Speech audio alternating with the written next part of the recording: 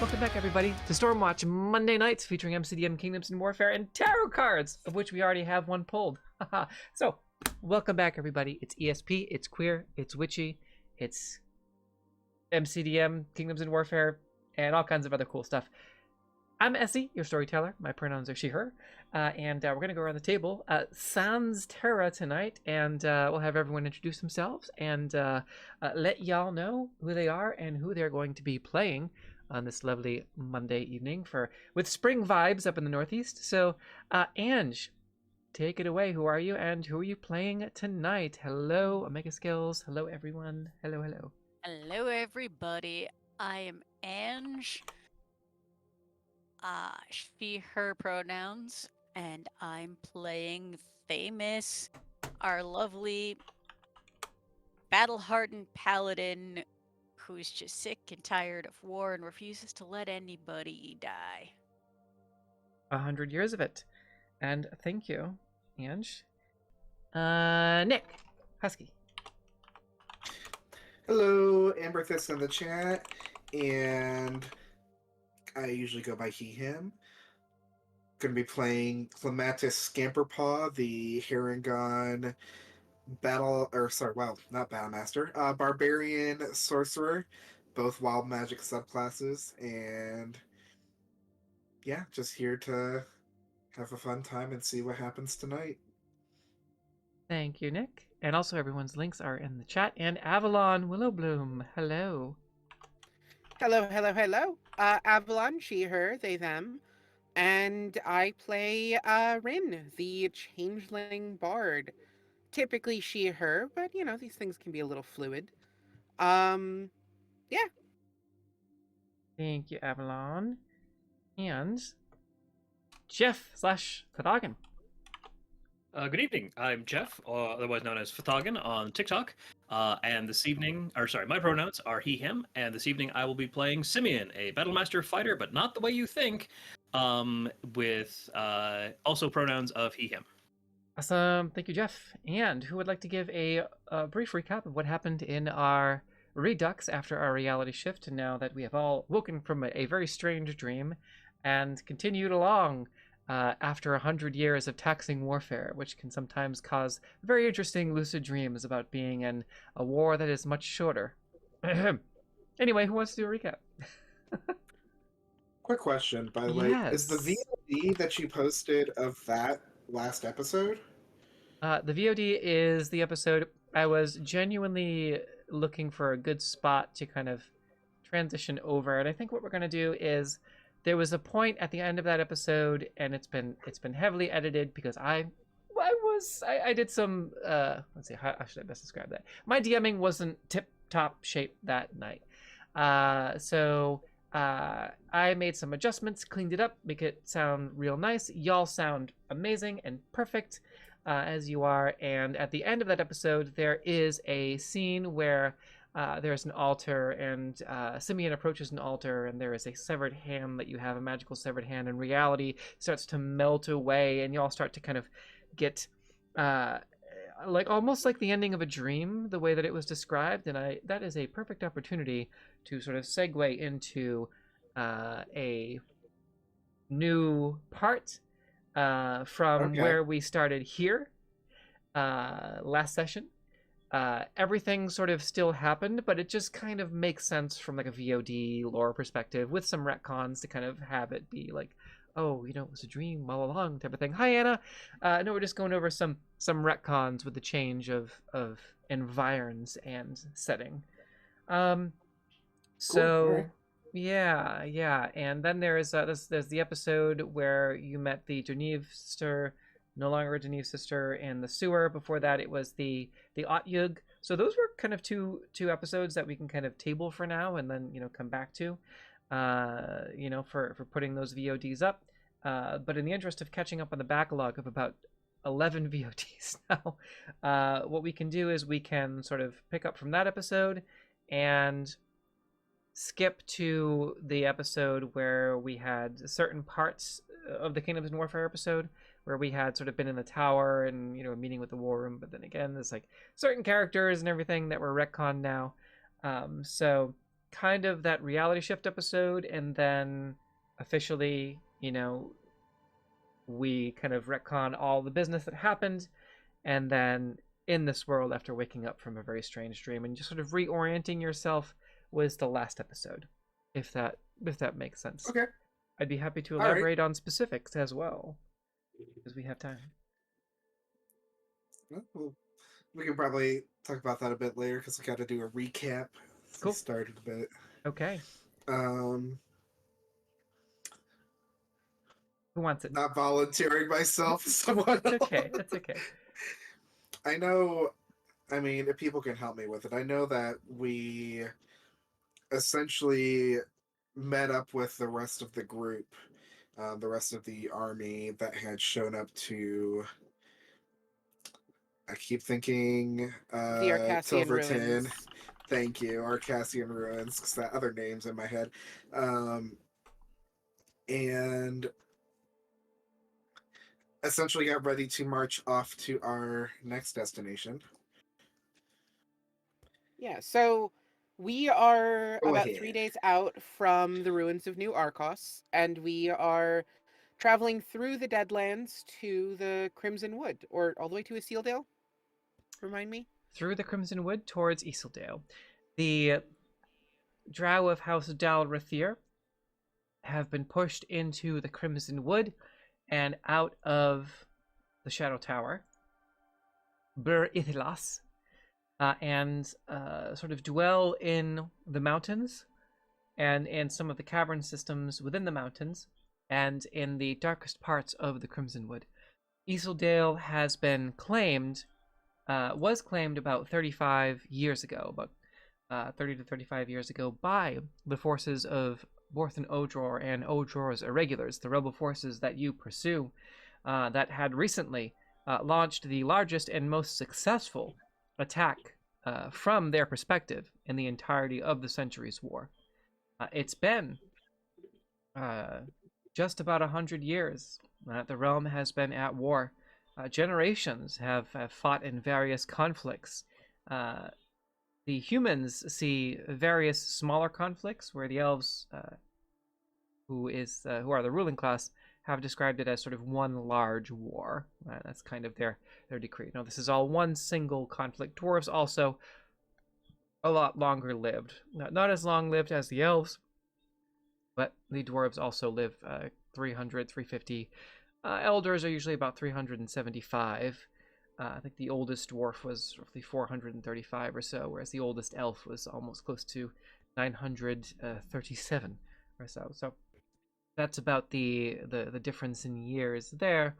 But the forces of Borthen Odror having recently launched one of the most successful campaigns of the war, and having completely destroyed the region of Savosa, smashing through Castle Ventrith, and making their way past the settlements around Lake Savosa to the Savosa Research Outpost and the general Savosa region, slaughtering everyone there they could find, allegedly in response to the killing of Borthen Odror's wife and firstborn son at the hands of pirates, confirmed to be a pirate vessel, but Borthen Odror claims that only the crown had the capability of reaching them, though it was confirmed on both sides that it was pirates from Verdantis Isle. But Borthen Odror swears it goes deeper. However, on the surface, it was very clearly pirates. Both sides do agree that it was a pirate vessel and the pirates of Verdantis Isle who had kidnapped and subsequently murdered his family.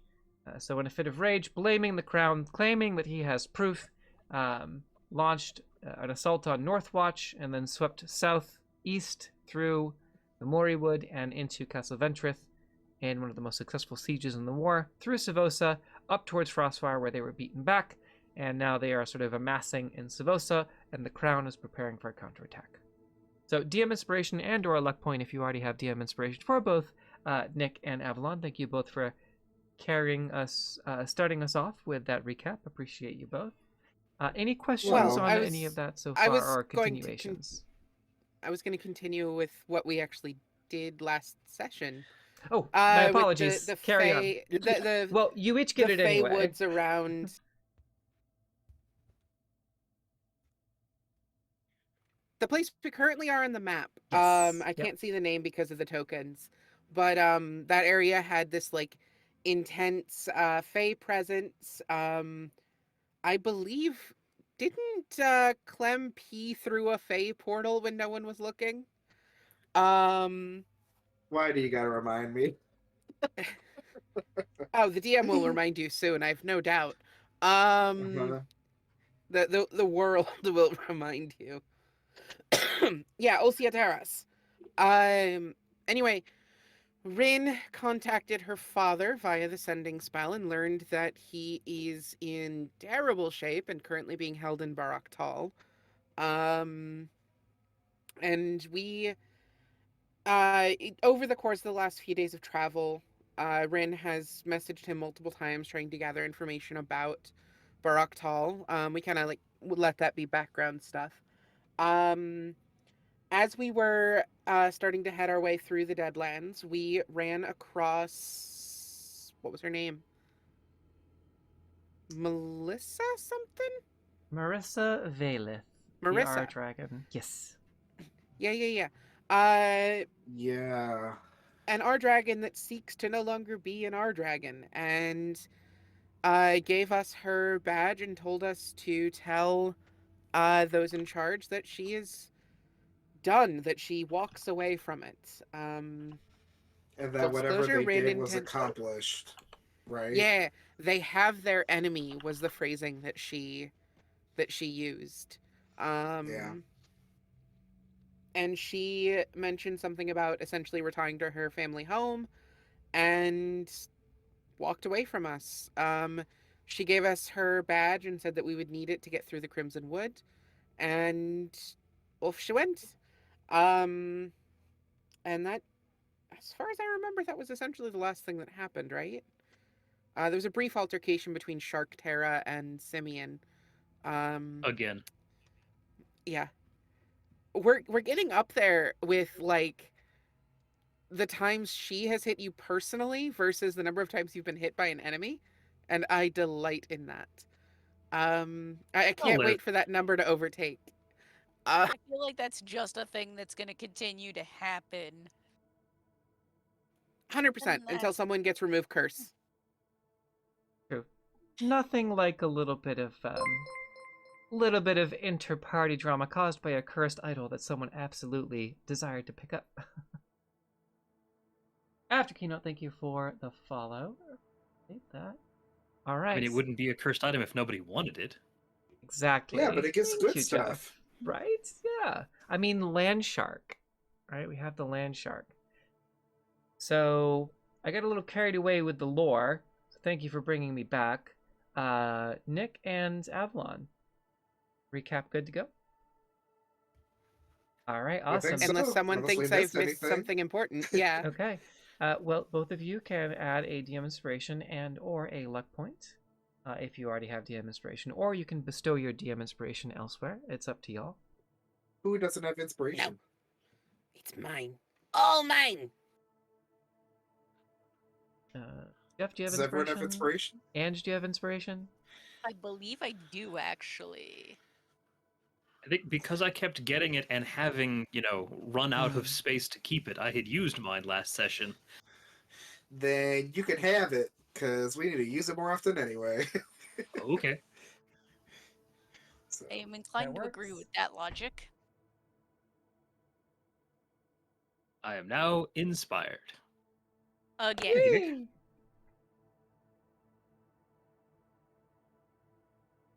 Okay. my opportunity to be a bard. 3 2 deaths. classes is enough. No. What do you mean? I could get a third. No. Is it smart? Absolutely not, though. Um, No multi-classing. No. No. multiclassing is fun though. In addition to Barbarian, I would disagree. What would you say if I told you in my other campaign there's a player with 7 classes? No, not allowed. Banned. Yeah. At level 16, he's got 7 classes. Oh, jeez. But what if he wrote a good backstory instead? It was Pew, a pew, fantastic. pew, pew, pew, pew. Oh, it's still Firing a shots. fantastic. It's still a fantastic backstory, and he's also a Kenku. Delightful. I've been wanting to play a Kenku for a long time, but I don't know if I could actually commit to the bit, you know? Well, It in the meantime, is a thing. Kenkus are very cool. In the meantime, we have been, I believe, traveling for 3 days. Yes. We are. Yes. Day 3 is in progress. Day 3 is in progress. Okay, perfect. All right, and believe so. It's been 3 nights, or this is like midday day 3, or this is the night of day 3. I think this is the morning of day 3, isn't it? The encounter with Marissa, I thought was midday. I believe you That's are what I remember. correct. Yes. Yeah, no, I remember it that way. So we're So approaching. we're approaching the night of day 3. Thank you, Ange. That's what I thought. Appreciate you. Okay. So yes, night is falling on day 3, and we also have a rose quartz in the chat. So everyone can roll a d20, please. Put your results in the chat for a rose quartz. Good old rose quartz. Not even going to put mine in because No, I got okay. a 2. Okay. 12. Excellent. We love precious stones. I have rose quartz everywhere. And a necklace that Rory made me. 16. Okay, Ren. Advantage on the next charisma check of your choice. You can go ahead and put that into your notes. Does not expire whenever you'd like to use that. Advantage on the next charisma check of your choice. So deception, persuasion, etc. Performance. All right, and we also have a tarot card pull, which I have pulled. This is from Nick. I have a tarot card. I will reveal it momentarily, but in the meantime, I believe you had found a campsite for the evening. We're going to retcon a little bit just in case, and in the interest of time, we're going to say that the 3rd evening is relaxingly uneventful. Just on the border, Lovely. there seems to be this sweet spot that is sort of just on the edge of Ulcia Taras. You can sort of look across at this intersection between the Deadlands to the north, the Watcher's Wood to the east, and the haunted forest of Ulcia Taras that you are currently on the edge of. And at this crossroads, there is this perfect intersection of 3 different types of trees that you can see. The air seems to blow in several different directions, all simultaneously, and there is something haunting about this particular crossroads. It is calm and peaceful and almost seems separated from the world itself. The evening is calm, sleep is peaceful, and the morning comes. You're able to have coffee, snacks, whatever you make. Breakfast doesn't count against rations. Some eggs, tomatoes, sausages, nice crispy bacon, and get yourselves back on the road for the start of day 3. So, it's up to y'all. Before we leave, could I do a quick Arcana check on that spooky business or something like that? For the portal, yes? For the crossroads. Ooh, okay, yes. Go ahead. Just very interested by that phenomena. Can I also do one, mainly just trying to see if Rin remembers any stories along these lines or about this area specifically? Yeah, sure. Let's do Nick So first. maybe more history than Arcana, but yeah. Sure. Okay. So let's do Ren history, and Nick will have you roll Nature or Arcana, your choice. I'll give you a choice between the two. I think they're both the same, so I'll go with nature because it's cuter. Okay. And I'll use my Tides of Chaos so I can have Wild Magic ready. Ooh, okay. All right. Tides of Chaos check. I rolled a natural 1 and burned my DM inspiration so that it was an 11 instead. So did For a Oh, total yeah, of that's supposed to- 16. I'm Okay. supposed to be rolling my dice. Damn it. Oh, we're off to a great start. Yes. Well, Yeah. Fantastic beginning. there's something perhaps about Clem about this crossroads. Maybe this is where a god had touched down, or maybe this is sort of has something to do with the Fae. You're really not sure. Lovely. Kind of Get those poop rolls out of the way. Yeah. And Avalon, you said 16, right? Yes, ma'am. Okay. The crossroads themselves, as far as history, this is sort of a... You know that this is a very mysterious and often troubled spot. It's a spot where some folks tend to go missing. Y'all are very well armed, and there's a reason that the Heartswood Road is not traveled, and this particular area is one of them. There is this sense of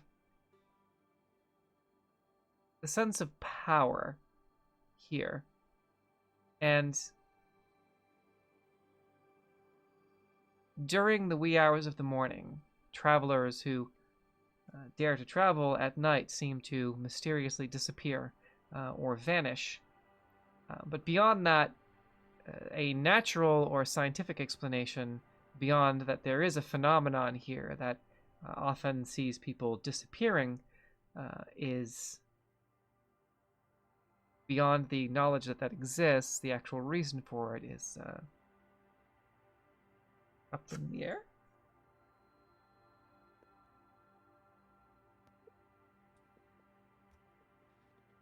All right, well, I didn't sense anything, so it's just cool and ready to go. Rin stops for a moment and writes some stuff down just in a note, just wanting to sort of remember the place and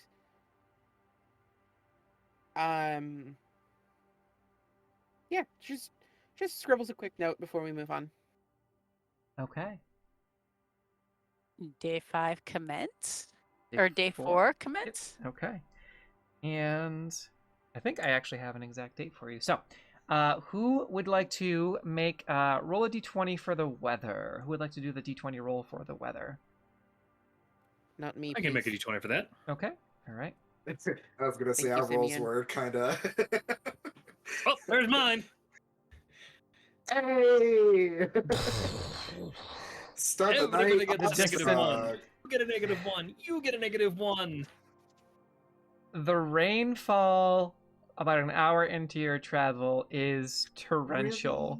Really? It is cold, it is freezing, and you are all soaked. You will have to find a way to dry your clothes, or you will have to, there might be some penalties. But you are traversing through the Heartswood Road, and you are in the middle of a thunderstorm. Actually, as a matter of fact, who would like to roll a percentile for me on that natural one?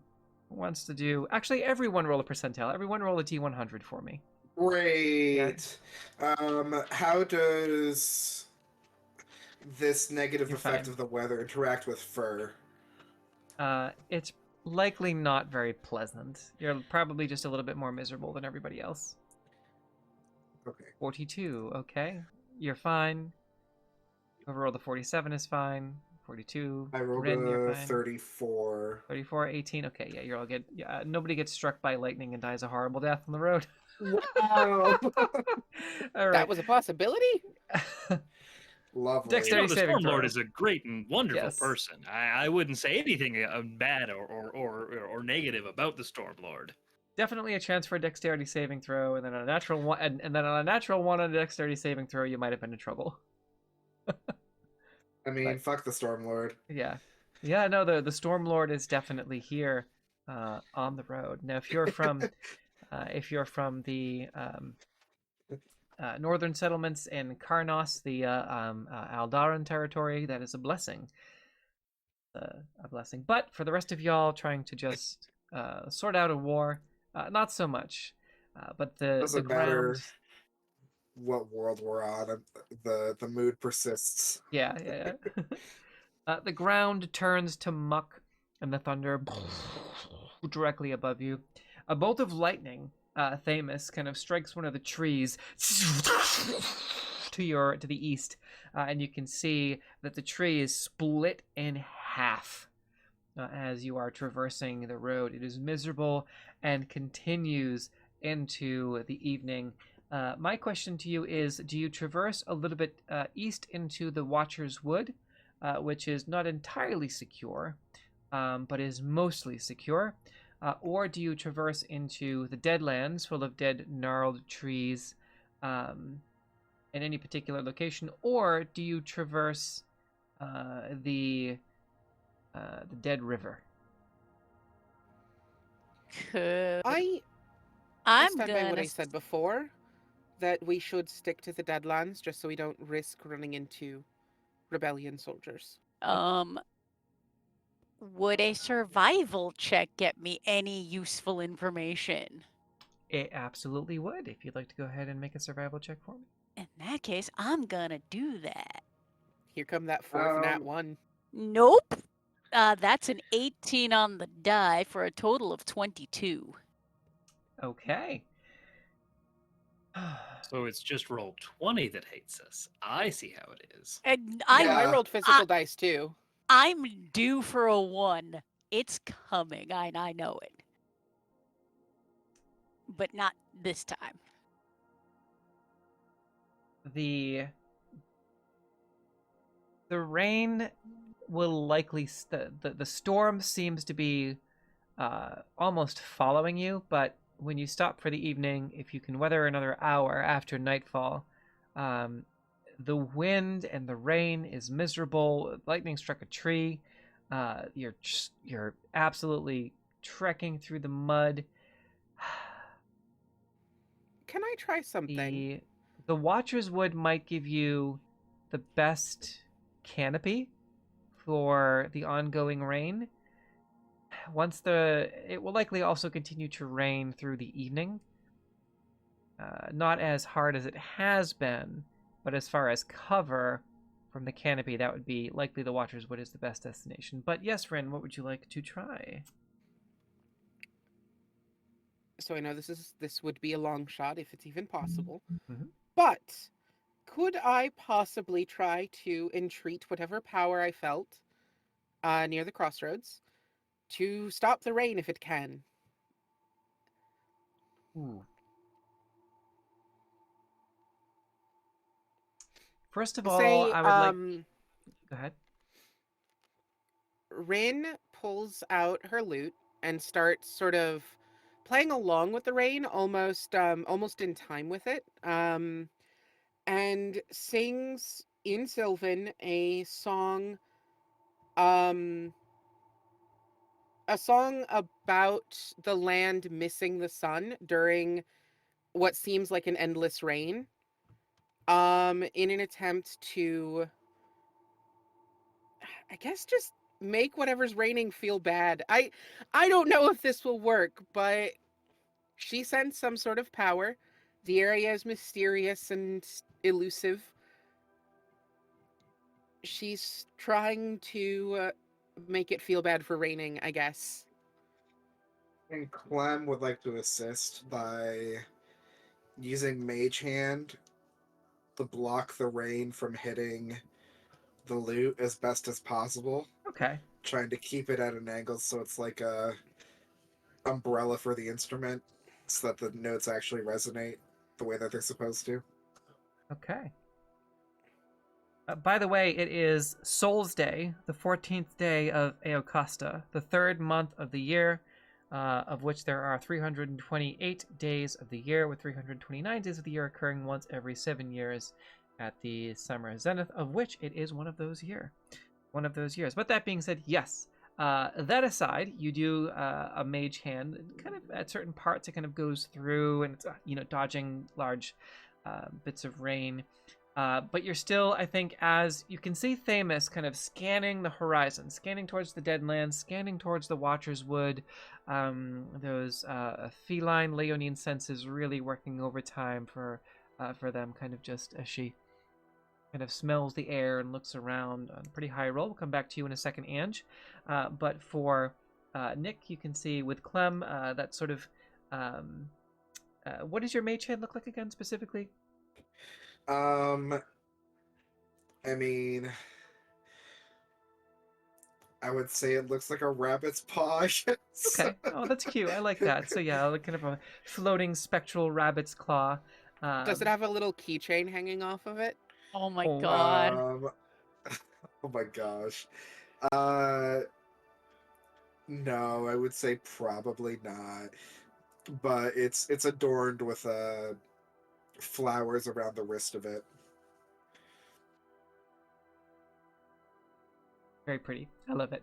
So flowers along the wrist of the rabbit's paw that's sort of floating spectrally above, and Rin trying to tap into whatever energy was at the road. As you were doing this, I didn't want to interrupt you, so I apologize. But first, I would like for you to make a perception check. Okay. That's a dirty 20 on that perception check. As soon as they get out of the storm, Anna, we'll go to your poll. That was a what on the perception check? Dirty 20. All right, a dirty 20. Thank you for the follow. 20. As you're playing, you have a moment where you're like, fuck this. The rain and the storm and another sort of crash of thunder in the background. Right? As it sort of rumbles. And then a second crack sort of right above you as the storm is passing. But as you focus, you notice something very, very specific about what's been happening around you. That feeling of sort of intensity and like a different sense of atmosphere is no longer there. It seemed to be unique to the Crossroads, and it definitely gives you a certain sense of...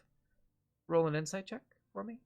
See if you can kind of follow up with that thought. For insight. I cannot. That is another natural 1 for a total of 3. Unfortunately, all you know is that it's not there anymore. It seemed to be a unique phenomenon. There is a really cool reason for it. You can follow up with that, of course, later if you wanted to follow up. But there is a cool reason for it. But for now, it eludes Ren. Now, Thamus, definitely the canopy of the treetops, the western edge of the Watcher's Wood is particularly thick. Being out in the barren woods perhaps would give you a lot less cover, unless you could find a hollowed out tree, but if a bolt of lightning strikes an old decaying tree, it will likely go up in flames, like pouring oil onto a fire. And if you're in the center of one, that might be bad news trees for all of y'all.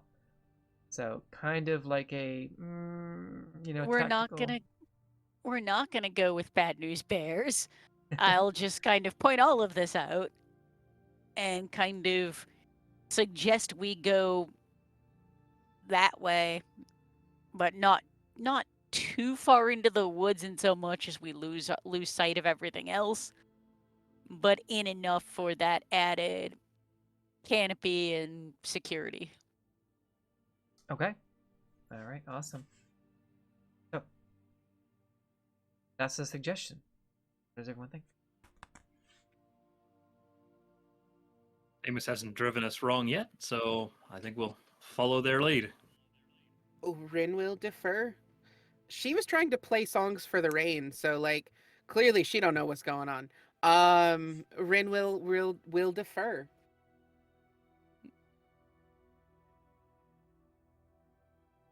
For the record, while you were playing, you could see Thamus, while scanning, actually pay attention and appreciate the music for what it was trying to do.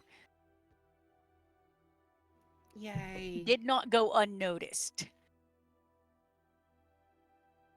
Rin appreciates Clem's assistance as well. Doing my best. And then, seeing that plan worked pretty well, he'll put the mage hand kind of like a visor over his eyes so he can look around as best he can. Are you looking for anything in particular? Or just kind of looking for a spot into the Watcher's Wood where you might be able to set up a camp? That would be nice, but also just so he can keep his wits about him and see anything, if anything's notable, like they keep running into weird people or weird sights and stuff, so in case they come across anything else. Okay. Well, if you're all in agreement to sort of start heading into the Watcher's Wood, we'll move you one more tile forward here.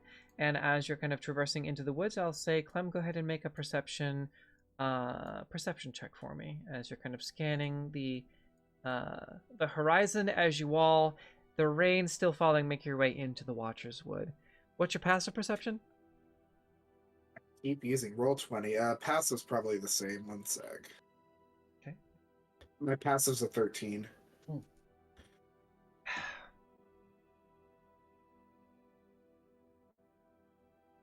And just kind of making your way into the tree line.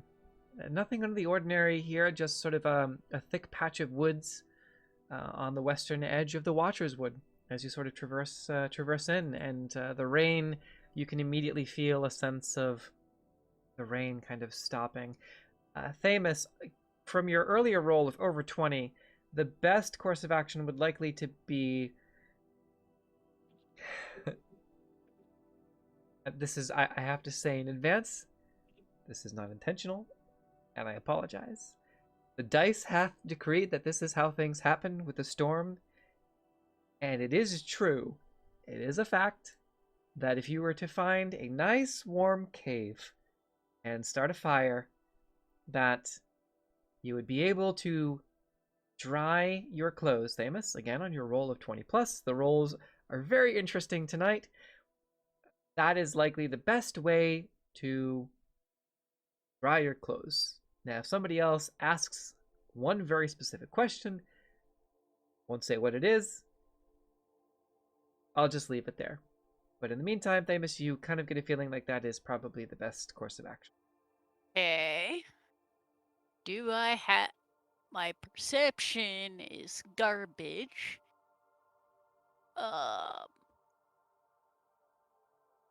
Would... let's go look... Then let's go looking for a cave. Nature, survival... I think are the only two things that have any relevance. Okay. Is anyone? Would anyone else like to assist Thamus with searching for the cave? Oh yeah, Simeon would definitely want to join in on that. Okay. All right. Excellent. Simeon, are you proficient in survival? I am not.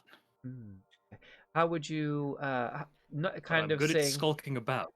Okay. All right. Can I offer some bardic inspiration to Thamus as well via a quick rendition of the Ratlin Bog? It's an Irish folk song. Sure, absolutely. I saw your head shaking, Husky. Give me that. No, I'm just... What would that? What would that add? What? Well, a D8 if you wish. Yes, and I'll say Simeon doing his best to try and assist. Not being proficient in survival, not really knowing what to look for per se, is doing his best to scan for a location for a cave. So I'll say that rather than advantage, because he's not proficient in survival, the DC will be a little bit lower by 2. Can I help with that as well? Are you proficient? Well, so Simeon seems to be taking the lead. Is there anything else you would like to do other than Simeon and which does lower the difficulty by 2. Rin's giving some bardic inspiration. Is there anything else you would like to do? Any other way you'd like to try and help specifically? You might be able to, depending on what your specific course of action is. I guess. If you're proficient in survival, you can make a secondary check after Themis does, if you'd like to also try and search. No, he's just familiar with probably bunny burrows from his home, but that's Okay. the extent of it. He's not good at finding them. But I guess if they keep searching for them, could I do a nature to kind of get a sense of what might also be hanging around these caves? Aha! That's what I was looking for. Yeah, go ahead and give me a nature check. And hold on to the answer for now. First, we got to see if we can find the cave first. Because it might make a difference. All right. That's a nat 20. Ooh, okay, yeah, so Themis just starts walking. With the bardic inspiration, that brings the total to 29. Wow.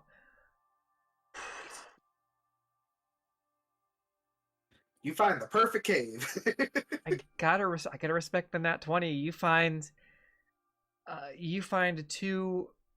Basically, you start walking and you come across sort of an outcropping about 20 feet up on a bluff, and this sort of rocky bluff and this outcropping in the middle of the woods kind of leads to a series of caves. There is one very large cavern that sort of goes back about 30 feet, and it's just a natural hollow. It's sort of like the perfect spot. It is.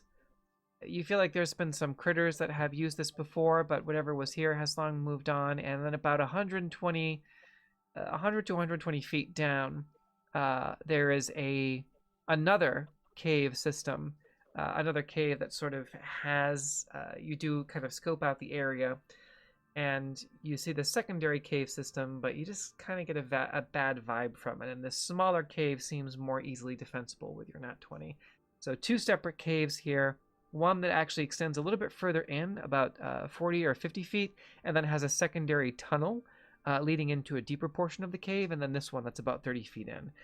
But in this moment, you're definitely feeling like with your net 20 that the more shallow cave might be the more defensible position, but of course Themis can proceed however she wants. If I got bad vibes from something, we're not going there. Okay. And I'm just going to point all of that out. 18. If only my camera wasn't reversed. The woods do not care for you. Yes. No, actually, reversed on the stream because I was like, it looks perfect here. Right? Well, it's just my camera's reversed and you all can see it correctly. We also have we have two tarot cards in the queue, and we have an 18 nature check from Clem. So, Clem, there's something about the other cave. This cave seems, again, with your 18 nature, you can see perhaps a few rabbits, maybe a deer or two, maybe even at one point a bear may have shared this cave, but you're pretty confident that this particular cave has not been used by anything menacing in some time. Themis seems to have found the perfect cave, and if you're kind of looking down the bluffs, it's sort of hidden by, there's another large boulder that's sort of sitting on the ground in front of it, kind of provides some tertiary cover, and you have to kind of walk single file in between the boulder and a natural outcropping in the stone to enter this 30-foot wide cavern. The entryway is about 10 feet wide, but there's still a large boulder in front of it that sort of makes it a little difficult for anything larger than single file to proceed. That other cave, if you want to get any more details, you'd have to just get a little bit closer, with or without the party. It's about 100 feet down the side of the bluff as the bluff starts to turn around on itself. He's a curious bunny. Why not? Wants to learn more about the world. Okay, all right. Thank you for the follow-up. The circuit. It kind of wants to poke around and see what little stuff might be. Because, it's nearby, so might as well be aware of what else might be around this area. Okay, all right. So you see Clem kind of start to walk towards the other cave. Can I follow Clem? Absolutely.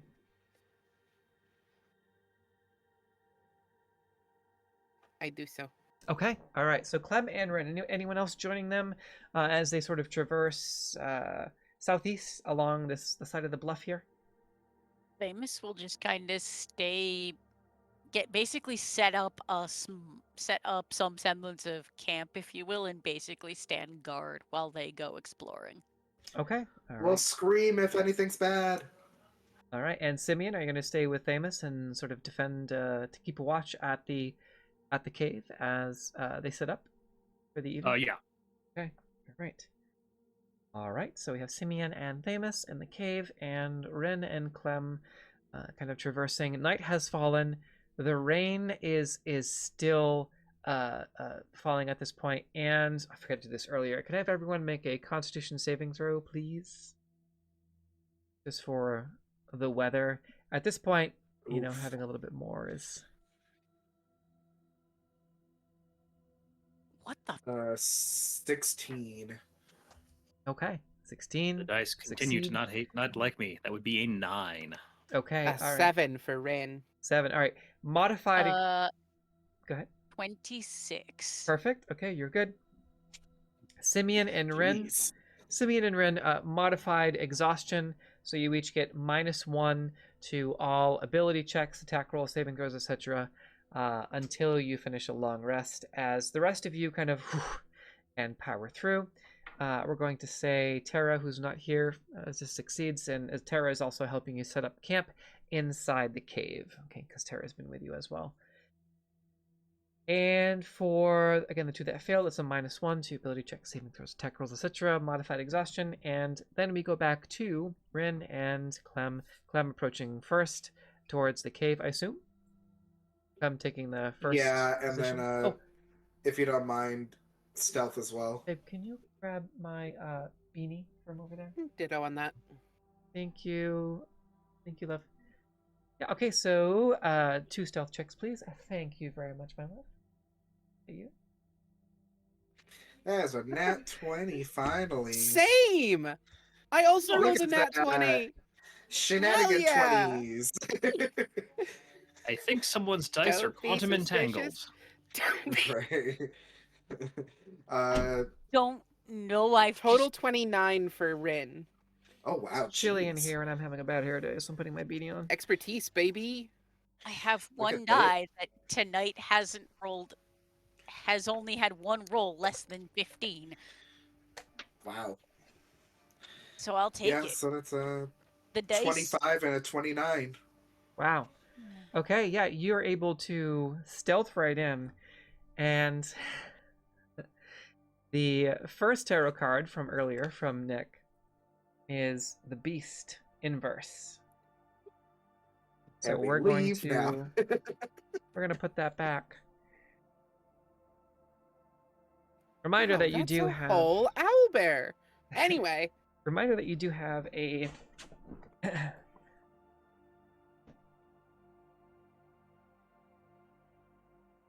there's one card in the queue, and we'll come back to that. We'll come back to that. So as you approach the cave very stealthily,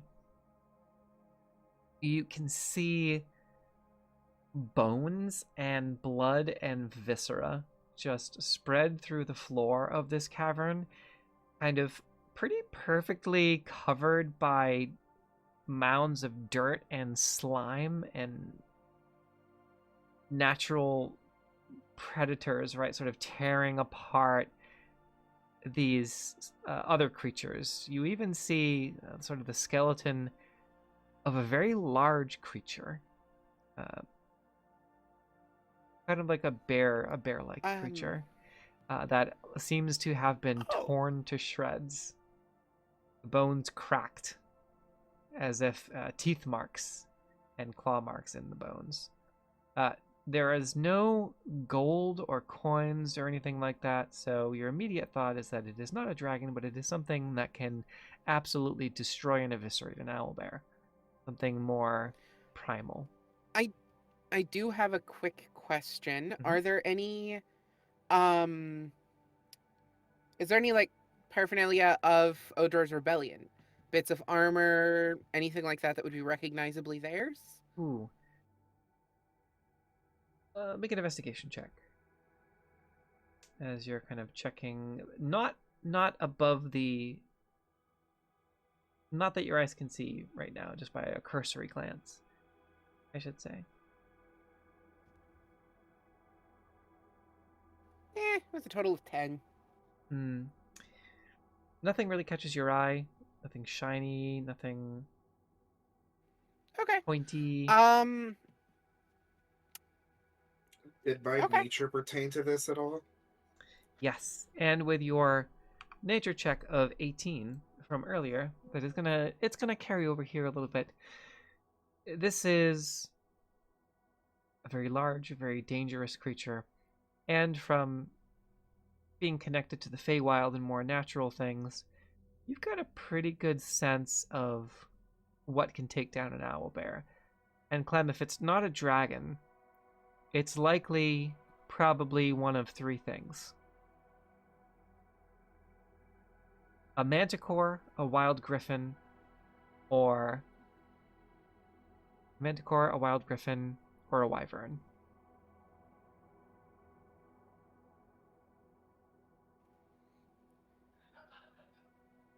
Well, Rin whispers in dangerous. Sylvan. Okay. I have ideas. Let's go back. Whatever it is not at home currently.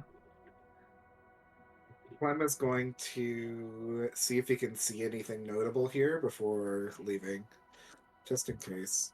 The ground has been recently disturbed, and as you kind of walk back out into the woods, the rain is just a gentle rainfall.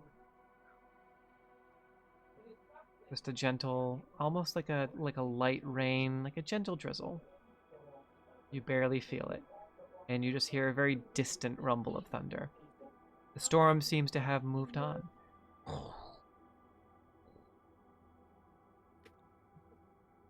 Incredible. Yeah, definitely. Real good. Definitely head back. Head back and leave this place alone for now. And I guess when we get back to our cave.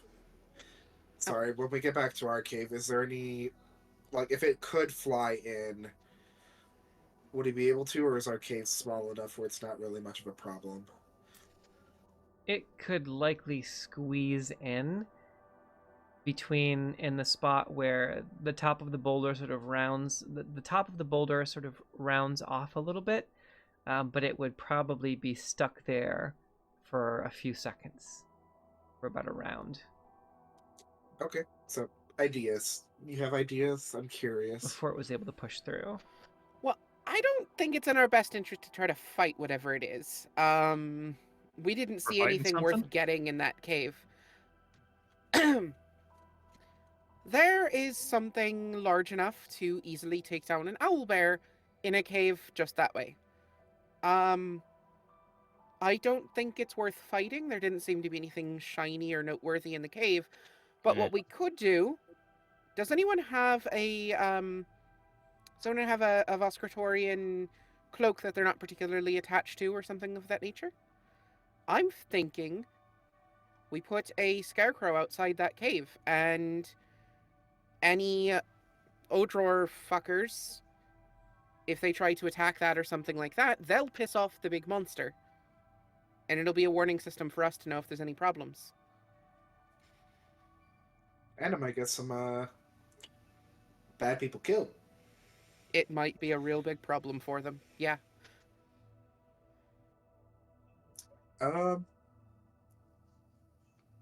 I mean, I just I'd prefer to say I get my own probably cloak have dry. one. I might You have talked one wrapped exactly the around same time. my Okay, belt, my hips, probably. I just Right? figure we need to make something vaguely human-shaped and plop it down near that other cave, and if someone tries to fuck with the scarecrow, they'll be attacked by the monster, and if the monster tears up the scarecrow, we'll know that it's out and about, and either way, we can react accordingly. If the monster took out an owl bear, best we avoid picking a fight with that. I agree. But if we know that it's on the prowl, knowing that we need to run is also worth having. Not disagreeing there, we can we can also send word back that, hey, keep a lookout for whatever we saw. Watch out Very for true. the thing. Yeah, Clem would share what he thinks the creature most likely might be, whether it, again, could be most likely a flying creature, whether it's a manticore, wyvern, or griffin. Which, all of them are bad business if you are on the receiving end of their hunt. All of them are bad, but the manticore is the one that I'd probably be the most worried about. The poison could be really nasty. Would be fun to tame a griffin, though. And I'm fresh out I of would love to tame a wyvern as well, for the record. fresh out of antidote. Not that I ever actually had any, but Oh. I chose lesser restoration because I didn't think I would need it. Also, could I have? I do think. Go on. Sorry. Could I have Nick, Jeff, and Ange roll a d20 and put your results in the chat for Anna's tarot card? If you wouldn't mind. now we get the Oh, we both got an 18. Oh, okay. reroll because that's what the dice gave me. Apparently, I don't get tarot cards. So roll again, rollies? Yeah, roll again. Well, you'll definitely get one eventually. You just may not get one early. Exactly. Okay. So Clem, roll a d4 for me. Okay, I'll get my spiky... The pain in the foot? Yes, fair enough. Yeah, okay. The worst pain in the foot. Right. The shiny caltrop. That is a 1. That is a 1. Another tarot card in the queue. Thank you, Omega.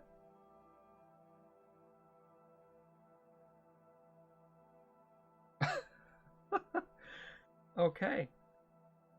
Is that another, like, inverse card? Can we stop getting inversed ones, please? No, this is gonna be pretty funny. This is why I like the tarot cards. So, up. This one is up. The one that you're rolling on right now is upright. One you're rolling on right now that Anna provided is upright. So, appreciate it. Thank you, Anna. As you're kind of poking around in the cave and sort of the floor is dirt and leaves, and there's some old abandoned sort of bits of bone, and maybe a couple of creatures may have had meals in here at some point, right? But nothing compared to the other cave that you had seen. But in the process of kind of just clearing up the cave and removing some of the debris, the natural debris and organic matter and detritus, you come across what seems to be sort of an old, sort of a hard, jagged statue of some kind. As you kind of brush aside some leaves, and you see sort of like an upstretched hand, a couple of the fingers missing, and sort of like the shoulder, a head, and a hand. And looks like the was holding something. The statue was holding something. It's buried below that in the dirt. It seems to be sort of like a pale blue, faded blue. Just kind of start casting prestidigitation to start cleaning it off little by little, and we'll eventually reach forward and pick it up. Okay, so The whole time we've been in this cave, Rin has been drying herself off with prestidigitory as well. all right. Press the didgeridoo. Yeah. Okay. So yeah. So Rin is sort of this sort of heat that is surrounding and swirling around Rin as she's drying off. Like, and Glenn, you use that to sort of dry, to remove the dirt, and there's that sort of sound, like bunny paws, sort of taking up something in the dirt, like, as the dirt is just going as you uncover this statue. Yeah, press the didgeridoo. As you uncover this statue of what seems to be a figure. The top half is a man. The bottom half is sort of like a merfolk representation. So a merman that is seems to have been holding a staff or a spear of some kind, and the part of the tail has been chipped off, and the top half of whatever it is that this masculine figure is holding also seems to have dispersed as well. But there's sort of a stone base, and it seems to be made of sort of a jagged, rocky substance that has sort of a pale, faded blue. And you're holding this ancient figurine in hands. Sounds really pretty. I don't feel anything initially bad about it, so I guess I'll just... Very nice. It's calming. Friendly reminder that Rin can identify magic items. Yeah. And hopefully land sharks don't eat them. I guess just a quick check-see to see, does it feel like it has magic about it, or is it just a pretty little thing? Are you casting Detect Magic? No. Wait. Hold on, I might have something. I do have my magic awareness, so I know the location of any spell or magic item within 60 feet. And if I sense a spell, I know which school of magic it belongs to. Okay.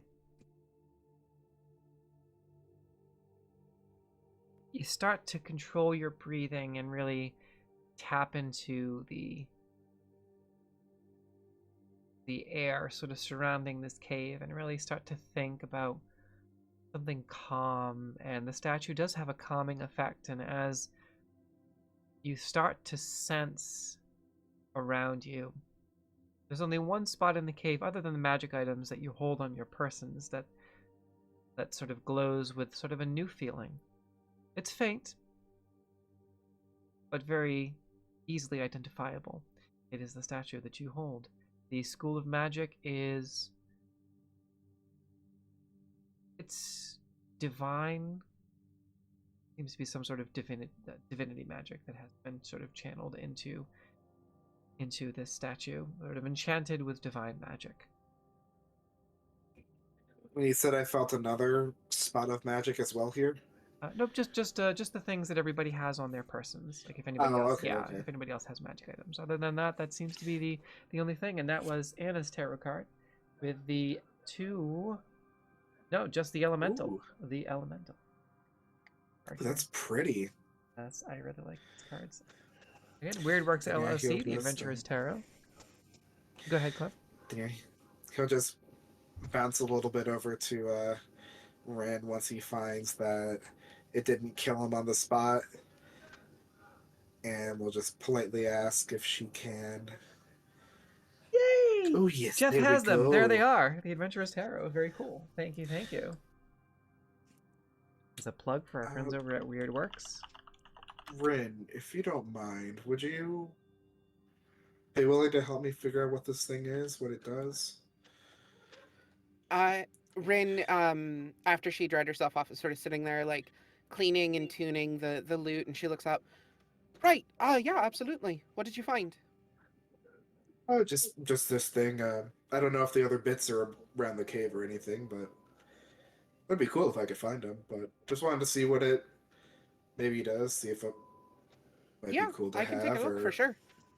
It'll take a few minutes, but, and Rin will take the statue carefully, and she starts doing her thing, just slowly working her way up and down scales, trying to harmonize with the material until eventually she finds the frequency that makes it vibrate, and she'll sing it a song until she knows what it is. Okay, all right. So Asrin is taking a few minutes to sort of identify what this particular piece is.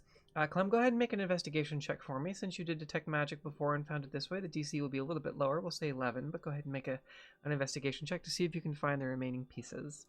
If they're Thank here. you. I was gonna say I want to do a little scavenger hunt. Yes. Okay. 16. Was that 16 from before, or was that new? This no. This is Okay. I got an 11 on the die. Oh, okay. Which makes it a Plus a lot. Maybe? investigation, right? Yeah, investigation. It's a -1, so it's a 10. Oh no! Oh no! You have a luck point or an inspiration lying around, do. just saying. You do. I'll use my Wow. inspiration. Okay. You're just too tired and soggy in your fur. Remember when you asked me about your fur before? You start digging in the dirt and then you get those dirty paws and you're like, no. Oh. I have a quick question. Yeah. I feel the weight too. Yes. You're like, When you did detect magic, did you cast it like straight up, or was it like ritual casting? No, it's actually a feature of mine for my wild magic. Oh, right. Okay. Yeah, it's magic awareness. I was just hoping for a wild magic. My bad. hey, roll a d100 for me. No, Oh, wait, no, it's not. Oh, it's a feature. Okay. it's, Yeah, it's okay, not a okay. spell. Okay, never mind. But my inspiration did give me a 16 instead of a 10. Okay, and then you're like, and then you go to kick the dirt and you sort of, kick a little bit of dirt in frustration, and you see a little piece of that stone just kind of and bounce off of the wall. And you're like, ooh. And you pick it up, and it seems to be the tip of the object, which is a trident. Ooh, and then he's gonna run over, and if it doesn't screw up with the ritual, he's gonna try and see if he can do a little mending to mend it back onto the statue. Okay. And so you have mending as well? Yes. Okay, all right. Which is a cantrip. Oh, I'll get you eventually. They'll get you one Yes. day. So you start to sort of you put the two pieces together, and you start to tap into that fey magic, and a little bit of sort of the soil starts to move beneath you as you sort of sit crisscross applesauce, and you can see just a few sort of sprouts of plants. Sort of it's Eocasta, so it's springtime, and sort of maybe 3, 4, maybe 5 sprouts of plants kind of spring up beneath where you're sitting. Little tendrils of sort of life stream energy start to make its way up around this particular statue, and you can see as you hold it together, they sort of form a binding around the tip of the trident and kind of seal it back into place.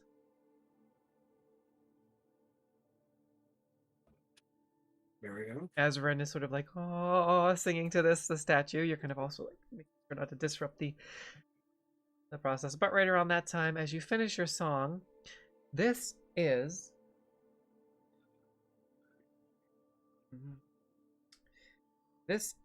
a statue. This is a totem of the Ocean Lord. Totem of the Ocean Lord. Praise the Ocean Lord. Yes. Fuck the Storm Lord. The Ocean Lord, also known as the Water Shaper, also known as Triton. Totem of the Ocean Lord. It's Triton with a Y. This is interesting. This is an interesting item. Once per day, you gain the ability to cast underwater breathing on yourself. Just on the person who has the statue, or? Yes, just on the person that has it. You can cast underwater breathing on yourself once per day.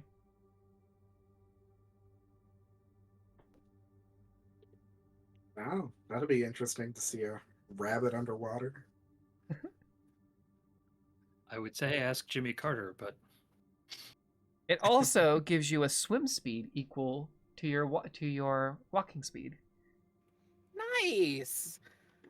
Fucking all-terrain bunny over here. Yeah. Well. It's the Energizer Bunny. And you and Tara the shark are gonna have to go for a swim sometime. Oh yes. my gosh. Well, she's a land shark.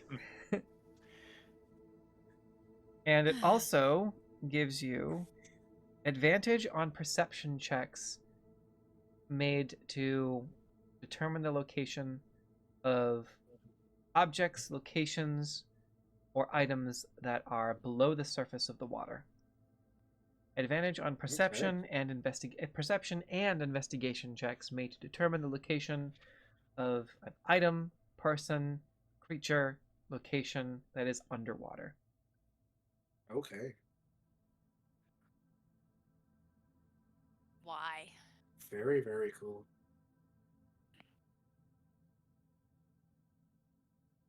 And these can only be used by the person that holds the item. Does it require attunement? It does. Requires attunement by a body of salt water. Oh wow, that's So we got to be on the coastline to even attune to it. You can make an attempt if you're by a body of water, like a river or something. You can make an attempt. It would be a percentile roll. See if... I mean, you can just Yeah. pour some salt in a bowl or something like that. It's a You can make it's that a work. puddle. Yeah. It's a You can puddle. give it a of shot. water. How's the phrase go? Sympathetic magic? Yeah. Spontaneous combustion? But you can make an attempt by a body of water that is not salt water. It would be a percentile roll. 33 or lower, and you can make it work. It's sort of trying to attract the attention of the water shaper. If you do anything else or conduct a ceremony of some kind, it might make the chance of catching the Ocean Lord's blessing a little bit higher. Well, I'm just gonna look outside and see if there's enough rain to have formed really big puddles or anything like that on the ground. Nothing that would really work, but you are going to pass directly over a river very soon. Oh, look at that. Yes. Yeah, there's an old bridge that you can literally go under and sort of ask for the blessing of the Ocean Lord.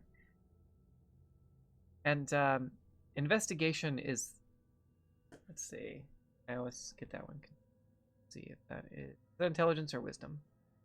It is intelligence. Yeah. Perception is wisdom. Okay. That's why I got my -1. Okay.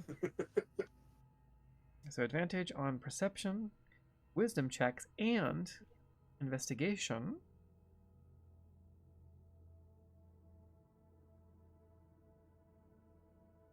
Intelligence, int. Checks. Made to determine the location. I'm gonna write all this down. Other than this, there doesn't seem to be any large body of water large enough for you to perform this kind of ceremony. This second, unfortunately.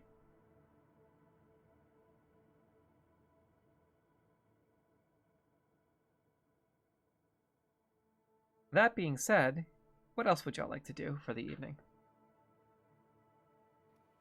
If anyone is willing to help, I would like to make the Scarecrow, essentially looking exactly the way Ange currently looks, wrapped in a Voskratorian cloak or something, just sort of hunched over near the monster cave. Okay. Thamus is more than happy to help. Sure. Totem of the Ocean Lord. Okay, officially in my notes. So, Thamus and Rin. Anyone else helping with the construction of the Scarecrow? Yeah, Clem likes arts and crafts. Okay. Simeon is still busy trying to dry himself off because he, unlike the rest of the crew, does not have the ability to prestidigitate spam all night. Well, Rin would have assisted with that in between Thamus just kind the ritual and stuff.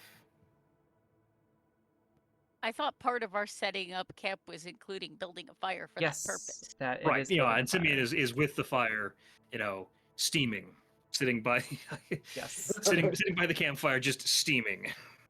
Of which Thamus and Simeon were absolutely able to do to set up a fire inside of the cave, and there's enough spot for ventilation. You just have to kind of move to the sides of the cave as the smoke kind of comes out of that area between the large boulder, possibly part of the upper part of the bluff and the cave itself. It's sort of like a jagged boulder. It's sort of a little bit rounded at the top over years. Probably been here for centuries. Hundreds of years, if not thousands. I have a quick question about the Monster Cave. It's a little retroactive, but could we have gotten a sense if any of the remains that we saw were from the day? Like if they were fresh enough that they were still, wet? Or if it seems like they might be all from like the previous day or something.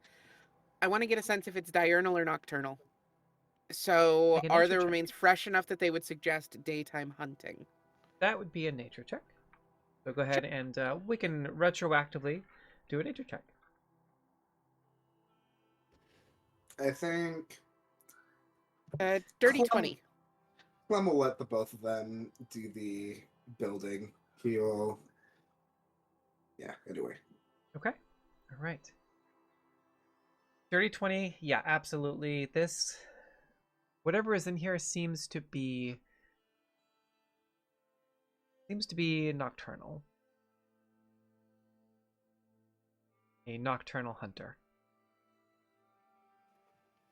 All right, so knowing that, can we make the scarecrow just over the course of the long rest and leave it near the cave in the morning? Once we've heard it return to its cave? Do you... Well, if it's a nocturnal hunter, wouldn't that mean that it's out of its cave until, the morning? Right, but if it's the morning, it'll be there? We run the risk of running into it while we're trying to place the scarecrow. And that's what I'm hoping to avoid. I can do it. You just get carried off. If that's the case, I will figure it out from there, but... My thinking... Sorry, go on.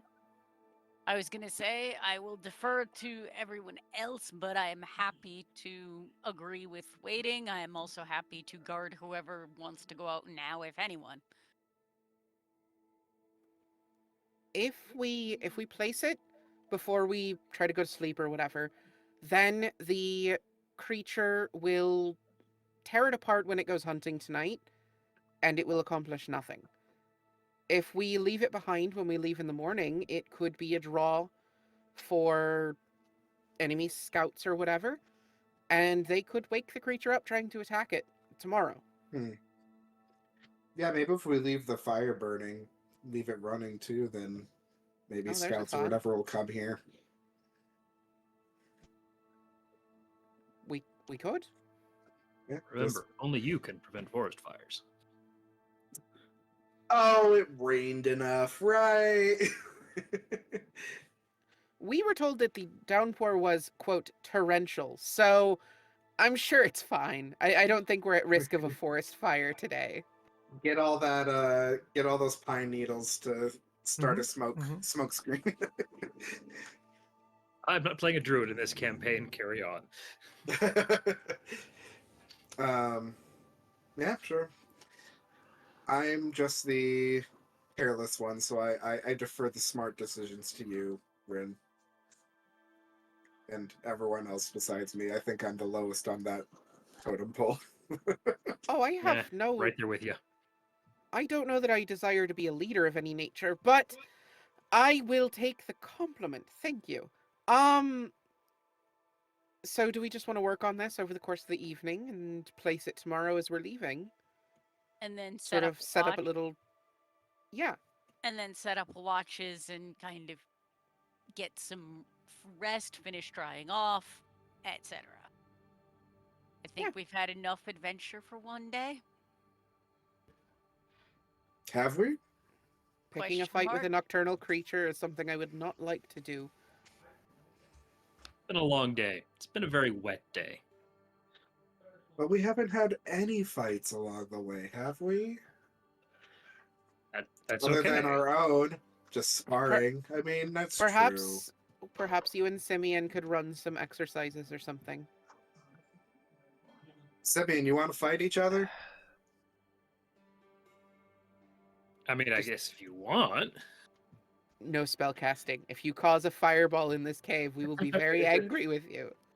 I don't know why you think every wild magic mishap has been purely cosmetic. It's fine. Don't say that. If I remember, Don't do that. You'll if curse I remember correctly, the wild magic table, unless they changed it, it is all but like 2 are cosmetic. Yeah, and I had both of them. Well, all right, yeah, let's do this plan and see what happens, and get ready to take off in the morning, I guess. Okay, all right. So you're all kind of working on this construction project of constructing a scarecrow? Yeah, Clem will do the menial task of finding all the stuffing for it. Yeah, just whatever, like, loose sticks or leaves that we can find to shove in an old pair of clothes. Okay, and then you're using trying to find a large tree branch to hold it up, or what's the? So you have stuffing and clothes, but now you need a post to hold it up of some kind. A large tree branch, like from the tree that got split in half. Yeah, I was gonna say one got struck by lightning, so we can pick up the remains of the lightning tree. How far away was that, though? It was about a mile or two back. Yeah, it looks like back in the morning. Yeah, so y'all can, I mean, who wants to go, that's proficient in survival to save you a trip, would like to go potentially look for a log that can be hewn into a post? Am I the only one that's proficient in survival? Probably. Otherwise, worst case, I can jump up and snap a big branch off a tree. As the resident survivalist, I'll start there. You are also in possession of a large axe, Clematis, that could be used to hew a branch. This is true. I mean, this is true. Kinda. They're hand axes, but you know they're big hand axes because I'm a big boy. 16 for a survival check. Okay, all right. So Thamus disappears for a little bit and comes back. Does anyone want to pair up with her just in case? Because we're all worried about this nocturnal hunter thing. Yeah, I'll assist. I'll go with. Let's be real. Thamus and everyone notices Thamus leaving. Okay. Yep. Stealth Clang. Stealth and Thamus does not compute. Right. Okay, so who's going with Thamus, if anyone? Rin will accompany. Okay, all right. So 16, yeah, Rin accompanying. You're able to find within a few minutes a pretty large, sort of jagged at the edges, so like the branch is still kind of gnarled. You can just kind of cut off the top of the branches to make it a functional pole. It's about 5 or 6 feet tall, and Clem is looking for very easily able to find moss and detritus and leaves, sort of organic matter to sort of stuff into the scarecrow. And let's see, just from nightfall, so probably now you're looking at about 10 or so in the evening as you all kind of reconvene without incident to the cave, and you all begin to sort of work on crafting this scarecrow. So we're going to do a little bit of a skill challenge here. So I'd like everyone to one at a time, describe how they're trying to put together this scarecrow to see how good it actually works. And what skills you're using.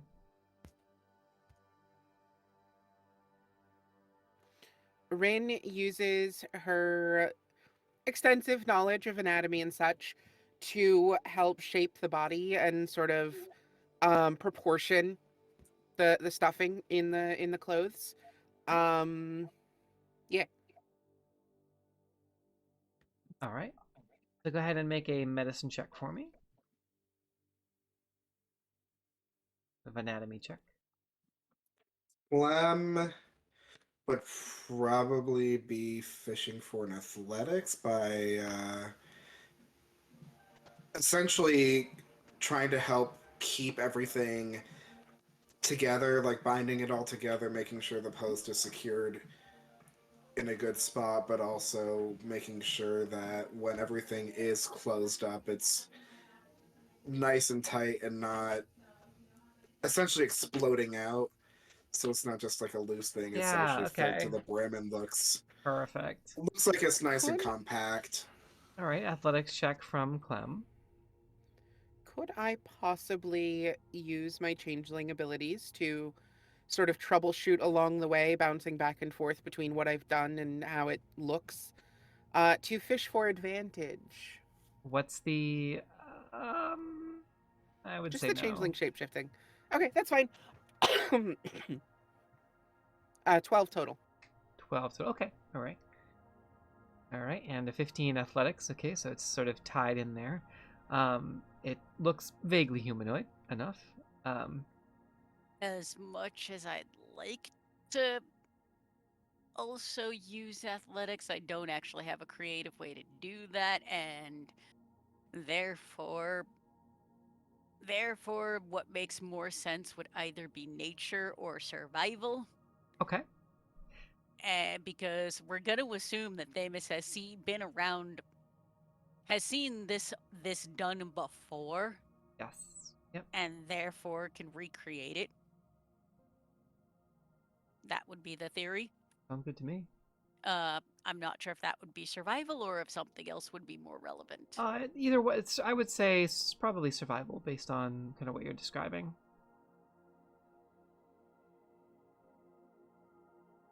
And there we go. That's a 23. Okay, 23. You're able to kind of assist Ren with Ren trying, maybe overthinking it, trying to make it a little too realistic, and you're able to, with your over 20, you and Ren are able to kind of work together to make more sort of vaguely humanoid, but humanoid enough in a way that looks pretty good from a distance, with Themis being like you wanna sort of get the basics are important. You don't have to really dive too much into it. And Simeon, any way that you would like to try and assist with building the scarecrow? Simeon will sort of take, work off of what Themis has sort of started there, and try and apply his deception skills in trying to get a better idea to sort of how would you sort of mock it up so that it gives more of a look that would make you think, ah, yes, that is a person and not a pile of leaves wrapped in a cloak kind of thing. Yeah, go ahead and make that check. With my exhaustion -1, I got a 9. That's a fail. Okay. Well. God damn it. It is. I could have actually used intimidate if I'd thought of that. Oh, that's okay. Well, it's a skill check, so it's sort of like a group check. So that's the good news. So, this is interesting. You're able to sort of take the cloak and the clothes, and it actually looks pretty good. Overall, it looks like a pretty decent scarecrow. You have sort of the DC being lowered a little bit for Rin, just because of her changeling past, right? Being able to sort of overthinking it, but with good reason, having sort of an extensive knowledge of sort of humanoid bodies, lowering the DC a little bit. making that a success, as well as Thamus making a sort of a double qualified success, and Clem having a success as well. Again, like a group check. It's looking pretty good.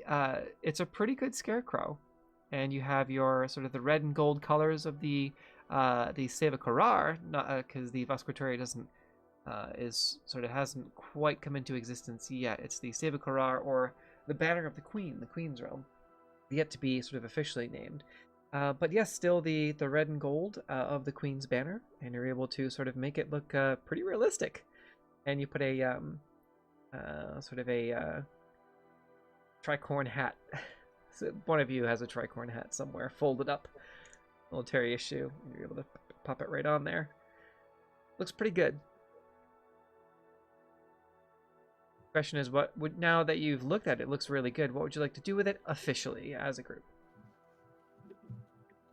I stand by my points that we put it in position before we leave the area in the morning, and sort of leave it as a more long-term trap. We won't know if it accomplishes anything, but at the very least it could provide a distraction. Okay. All right. I'll second that. Plus, we've got people that need rest. Okay, so you're keeping it in the cave for now, and you're going to try and leave it in the morning. Yep. Okay. Right.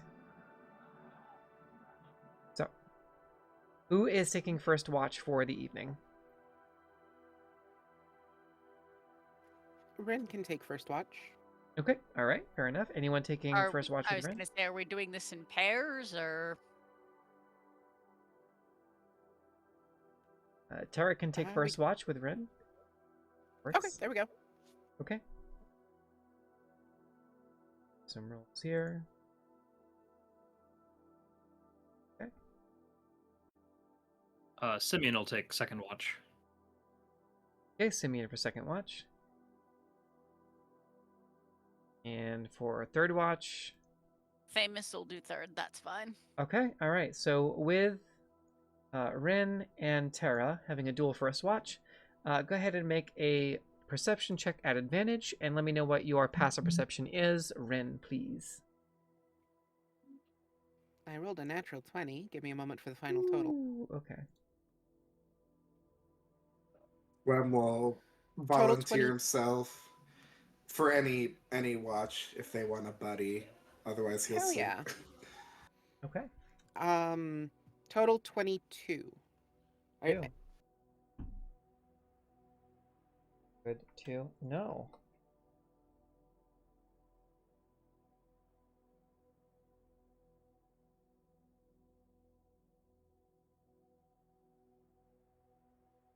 As the rain finally sort of trickles down, during your first watch, Rin, probably closer just past midnight, you can hear sort of in the distance, just outside the cave, like the fluttering of wings, sort of leathery wings, and then a bit of sort of something hitting the ground or landing on the ground. And you can hear whatever it is, it's not being too stealthy.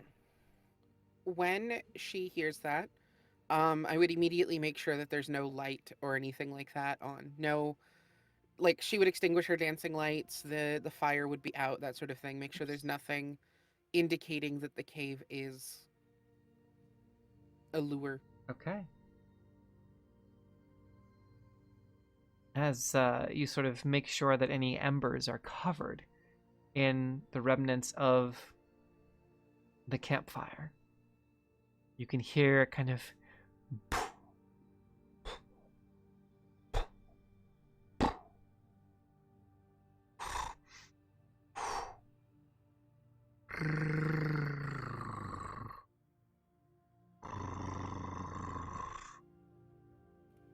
Would I recognize that as Draconic? as it sort of starts to walk away from the direction of the cave. Make a nature check. Okay.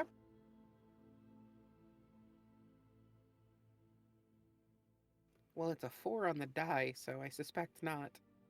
Could be any one of those things that Clem surmised. Yeah, a total of 7. Yeah, no, it could be any one of those things. It's kind of intimidating. Again, there's a large boulder outside. Whatever it is, it seems not to have, whether it's the rain sort of clearing the air, or vice versa, seems not to have detected much of anything. All right. Cool. Rin makes a note of it and scribbles some lyrics down once she's confident it is passed. And that's all, really. Okay. All right. The rest of that watch passes without incident. Second watch is who again? Simeon. Simeon. Okay. All right. Simeon and Sarah, Simeon. Clem, would you want to sort of be a second for Simeon on second watch, or for Clem on third watch? Sorry, Sure. or for Thamus on third watch. Yeah, he said whoever wants to wake him up. Okay, that's fair. He's good to go. Okay, Simeon, are you waking up Clem, or are you kind of doing it solo? Flippity coin. Okay. Tails, we wake the bunny. Okay. We wake the bunny. All right, he wakes The bunny up. has been roused. Okay, fair enough. All right, so Simeon wakes Clem for his second watch, and you can either both make individual checks, or one of you can make a check at advantage. Would they have communicated? Y'all would have communicated about the creature. Yeah. Being present. Okay, all right, fair enough. So yeah, so you two are aware that there was some kind of a creature, leathery wings, sort of flapped down outside the cave, sort of sniffed around, and then sort of started making its way away from the cave to the east, or to a different direction. In the direction of the other cave. And you said perception. Do you want to make the roll, or should I? Your perception's probably better than mine. Okay. I'll go with advantage on mine then. Yeah. Perception. Unless I am still not tired, that's a 15.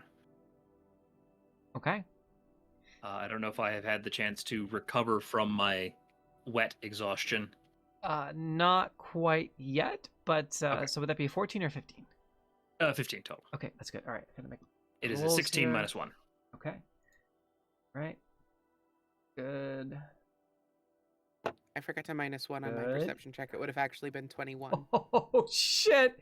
Oh, these dice. Okay, so going back to an earlier tarot card pull from Omega Scales. Okay, so Omega, I hope you're still in the chat. So shout out to Omega Scales for pulling that card. That is the Two of Adversaries. Two of Adversaries. Reverse. I don't like that name. Can we stop with the reverse? But if their adversaries inverted, that means they're friends. Yes? Yes, I like my reading. There we go. Okay. Logic. Logic. Or lack thereof. Eh. Stay.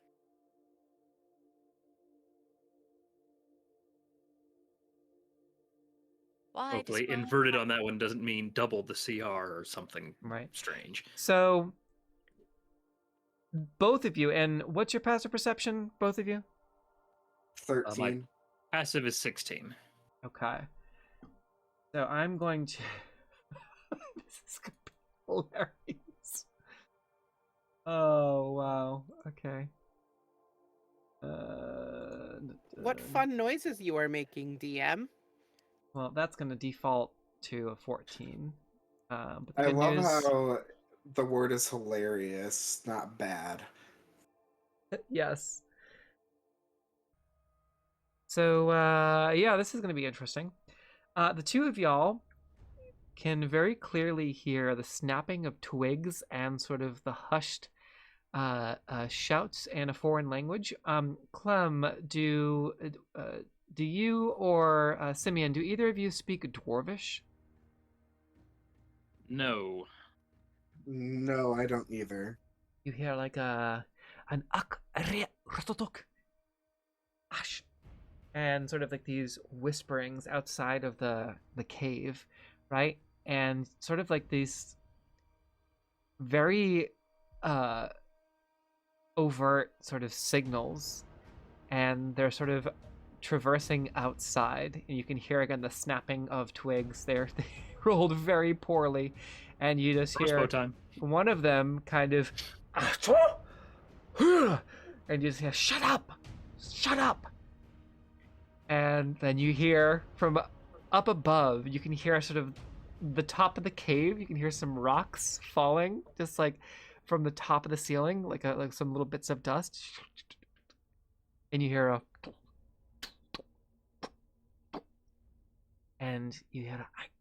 shh, Arishne.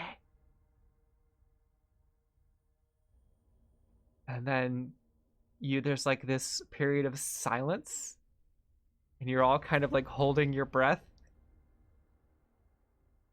and then you hear a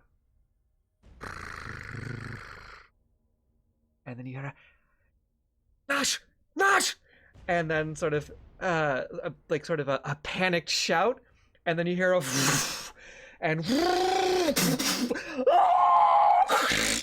you hear these horrible sounds of gnashing, gnawing, and thrashing, and what seems like a tail just swirling around, and then you hear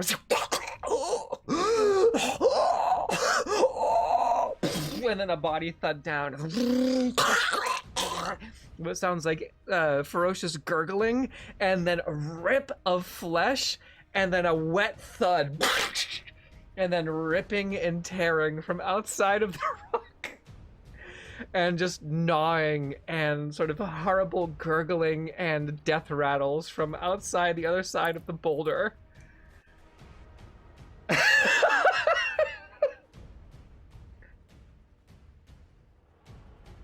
We don't want to go outside.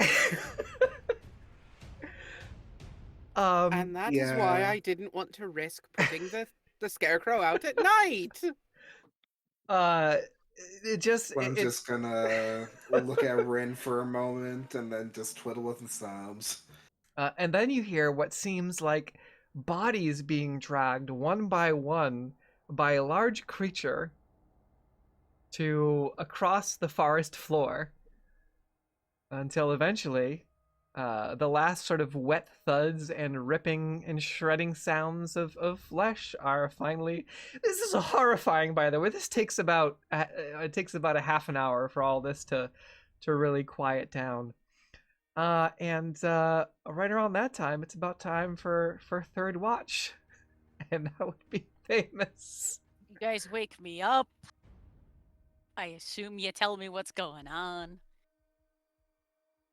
Yeah. So, I mean, the question with this one is going to be, Simeon is going to try and wake Thamus, but also, wake Thamus so that they don't get up quickly. Like, it's kind of like, how do you very friendly wake someone up while saying, don't move, don't move, don't move. Just wake up stealthily. Yes. This is definitely not the normal way that Simeon has ever tried to wake you before. You can totally do like one of these. This is definitely a under fire kind of. I think you could probably sort of just like kneel down by their side, put a hand over their mouth, just like that, like very clearly, like something's happening type of thing. I think Thamus being a soldier would probably be like, and then point to the cave. Anything like that would probably work.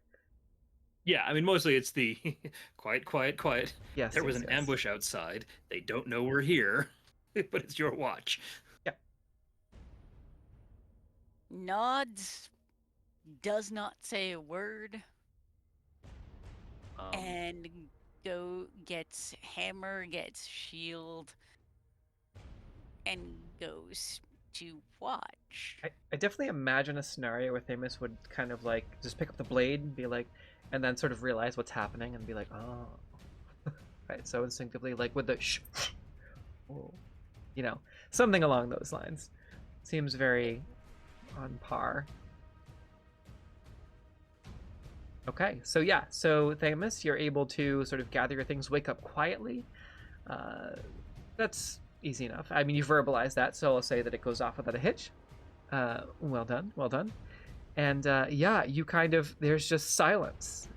And with your passive perception, you might hear the occasional sort of crunch from the opposite side, a little bit further down the cave system. And that goes on sort of intermittently for almost the rest of your of your watch. Do I get a sense of how many bodies? I think they would have conveyed 3. And were there any more during my watch? Other than the crunch, your passive is enough to let you know that nothing really, nothing else of note other than whatever's happening in the cave about 120 feet down from where y'all are. Other than that, no, it's pretty uneventful. And no, without going out and looking, I'm not going to get any information about what this thing is. Correct, yep. Yeah, fuck that. We're smarter than that. I mean, the fire's out. Yeah, the fire's out. There was not only rain and a thunder. There's not only a storm, like a legit storm to clear the air, but there was also sort of smoke and embers that sort of made everything smell very just smoky. You know, which is predators look for. They smell flesh, not necessarily smoke. And if it is smoke, they tend to stay away from it. Especially if they can't see, if you're like behind sort of like this narrow passageway with a boulder that they would have to squeeze into. Makes sense. Other than that, as the sun begins to rise and you can hear the chirping of spring peepers outside of the cavern. Cheep, cheep, cheep. As soon as I see the sun start to rise, I will start quietly rousing everybody to get up, get ready, start the day, put the scarecrow out, and let's get the fuck out of here. That's fair enough. Fair enough.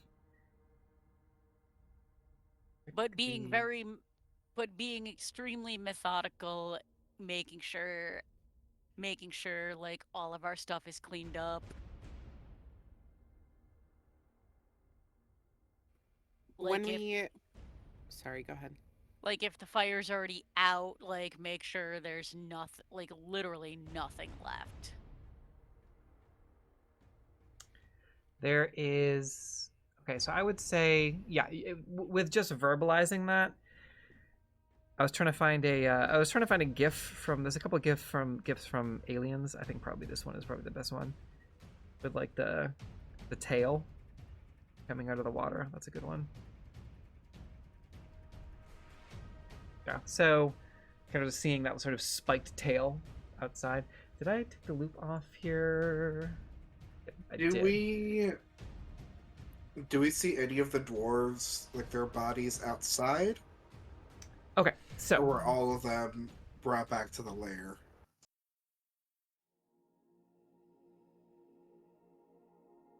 And did we get the benefit of a long rest to clear our fatigue? Yes, you all get the benefits of a long rest. Your fatigue has been cleared. Everything is dry. And the sun is shining.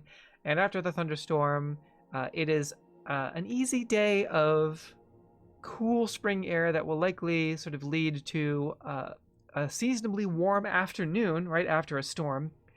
And as you, Thamus takes the time to really remove any traces of their presence easily enough, you all step very cautiously and carefully outside of the cavern, and you can see just blood and viscera and organs, as well as shreds of clothing and sort of the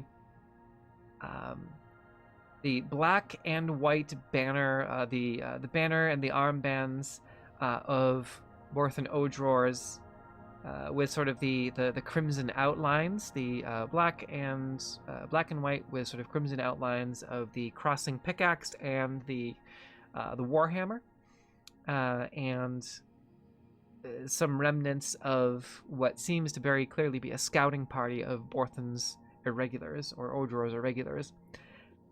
There's just shredded clothing, shredded banners, shredded bands, and weapons. There is a short bow, throwing axes that have all been shattered and snapped, a short sword that has been snapped in two, a maul that the head of which has been crushed, and just a mess of sort of fleshy bits and remnants of the gory scene that happened in the previous afternoon, and then also like a severed hand that's just kind of on the ground. Themis will just kind of take all of that in and just start mumbling a prayer for the dead. Fair enough. Okay. Themis says a quick prayer to, I believe, the equivalent of would be Isindra, the Dawn Mother, the equivalent of the last deity that you had specified in our Forgotten Realms campaign. So, same idea, basically, almost like a 1-for-1, just a feminine aspect. Yes. What's the equivalent of Sune? Because I still have an amulet of Sune in my possession. Lunaria. I don't know. Lunaria? So wait, Sune is the goddess of the sun. Beauty. Love, beauty. That's also... That is also one of Isindra's domains. So also Isindra? Isindra is Isindra is both the Dawn Mother, the deity of the dawn and the sun, and the lady of love, passion, and warfare. So one thing that so little bit of a sort of theology anecdote here. I don't really like how in the Forgotten Realms they split. I get why they do it, because the Forgotten Realms lore is very, very fragmented with the deities. It's very specific, very limited portfolios. In a lot of sort of mythological pagan deities, I'm sure you probably know, there's the sun can represent, especially a feminine aspect of the sun, and dawn can also represent fire, passion, love, intensity, and also war. And that's what we did. That's what we did with Isindra. So Isindra's portfolio in this world embodies both of those things. So you could have a common connection there between the pendant of Isindra and also a paladin of Isindra. Worship of Isindra is she's the most popular deity, the most widely recognized deity.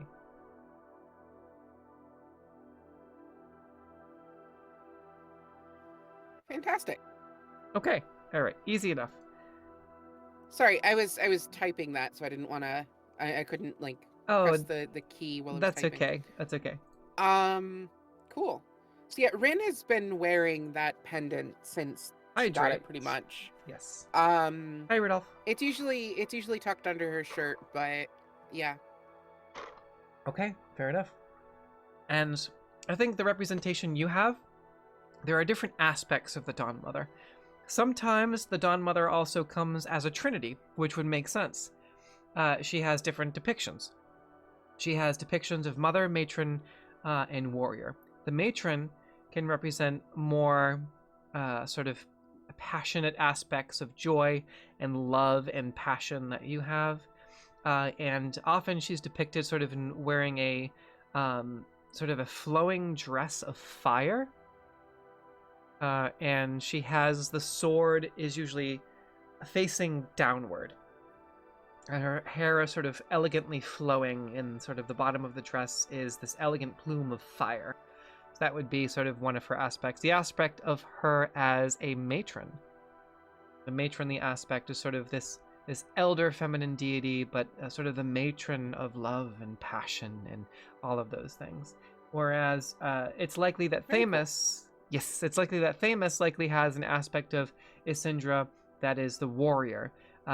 She usually holds a shield Could be a round shield or a kite shield, sometimes a tower shield. And as the warrior, she is depicted with angel wings, and her blade is outstretched towards the heavens, and she is often seen in battle pose as the warrior.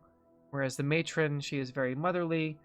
She might be holding a child in one hand and a mote of fire in the other, in a very plain dress. And usually there is a halo around the back of her head as she's depicted like a sort of a blazing sun, as she's depicted as the mother, sort of a very plain dress. He has a child in one hand and fire in the other. Oh yeah. That's cool. Clearly not safe. Don't try this at home. Yeah, I was like, yeah, don't try this at home, parents. What a good example. Yes, well, it's sort of like sort of cradled, like this, like over the center of her chest, and then hand outstretched far to the hands like as far as possible. Yes. That's the sacred fire, of Asindra. Okay. So both of you probably have a couple different aspects. A Trinity, and there's lots of different denominations that sort of identify her as the Trinity. So some cool stuff there. Different pendants that kind of fit in pretty perfectly. But yeah, as you stand amongst the sort of blood and viscera and aftermath, and Thamus says a prayer to the Dawn Mother. And Rin, what did you want to do with the pendant again? Nothing. I was just double checking on that because I had not asked about it before, and I just wanted to clarify. Okay, all right. Clem will help. Plant the scarecrow though, since it's all set up. Oh yeah, forgot about the scarecrow. Yes. Yeah. Okay. While we're sort of doing that, yes, very stealthily. Can I also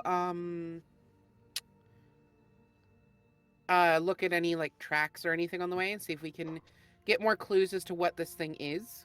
Does it have paws or claws or? Oh yeah, there's some very obvious tracks, so that would be survival check. Do you want help? If you want to help, sure. Okay, so yeah, you can go ahead and you can each make one on your own, or you can assist Rin, and just sort of see if she's able to come up and deduce with something that you agree with, or give her the help action, however you want to do it. I figure we roll separately since we're not since you're working on the bodies and Rin is going to plant the scarecrow. It's like. Okay, yeah, that works. I figure we roll separately. That works. And works for me. Where exactly are you planting the scarecrow? Just a moment. Okay. All right, so 18 on that survival check. Okay. As for where the scarecrow is going,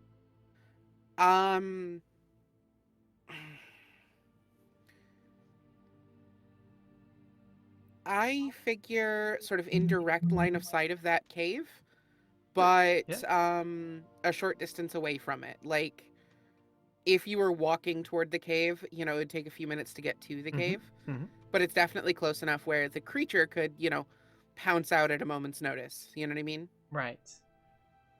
Okay. While we're doing this, I would also like to...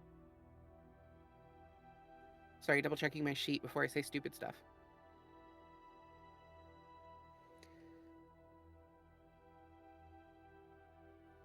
Damn it. I thought I could upcast silence. Oh, that's right. It's on a point.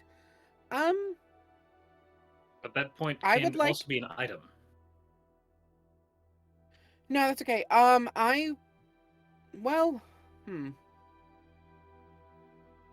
The favorite is, cast silence on a pebble, put it in your pocket. Silence follows you. Well, no, it doesn't say that you can cast it on an object.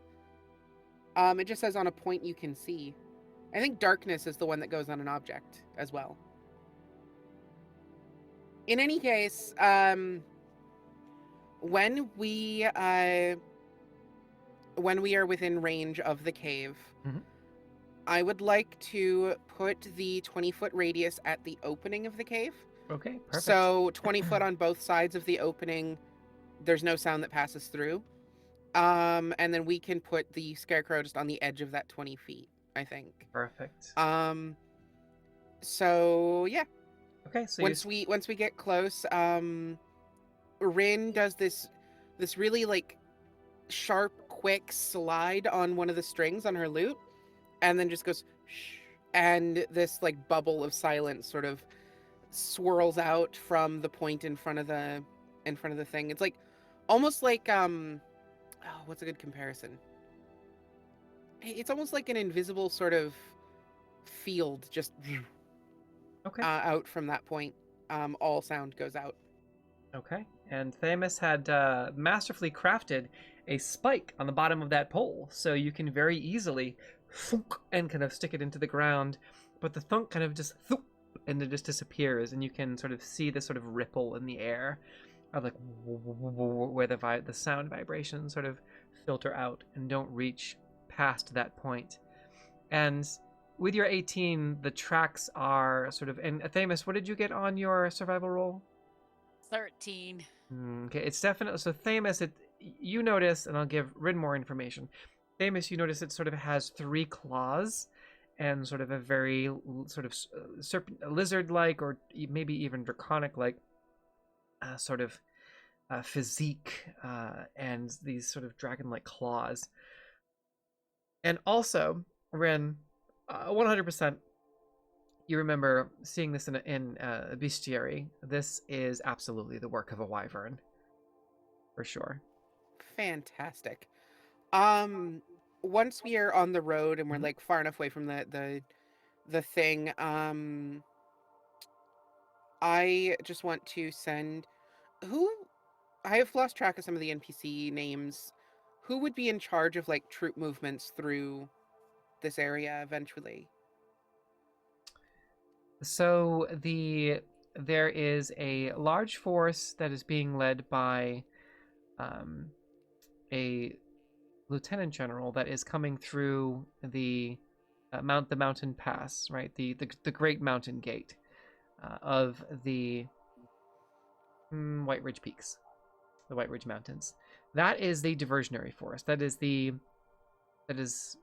about 6,000 infantry, and mostly just infantry. Just a distraction. Right. It's meant to be sort of the front line, whereas you have about 4,000. You have about 4,000 infantry and about 1,800 cavalry.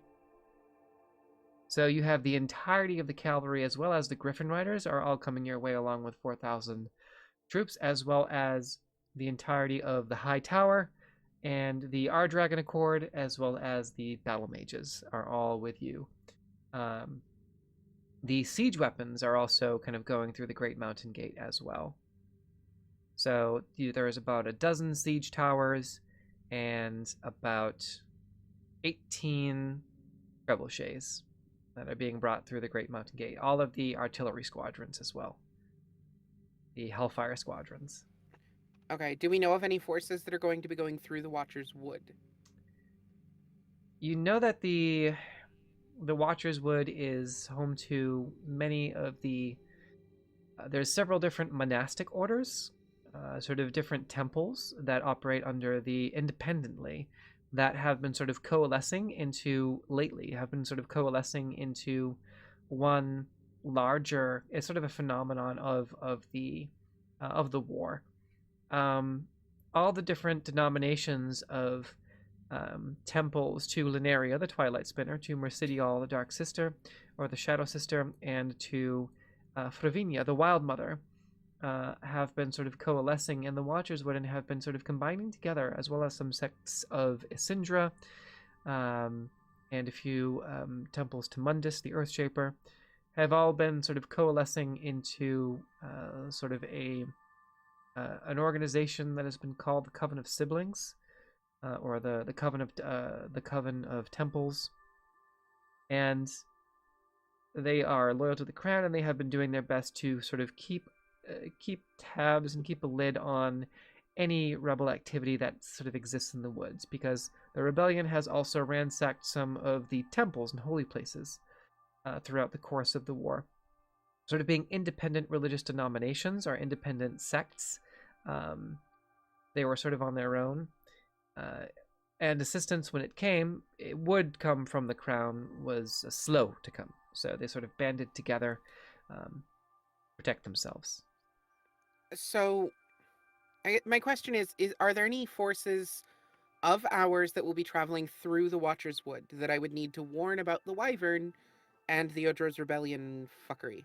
Oh, well, so the fact that the Watcher's Wood is has been a hotbed of activity from the rebels is well known at this point, and Okay.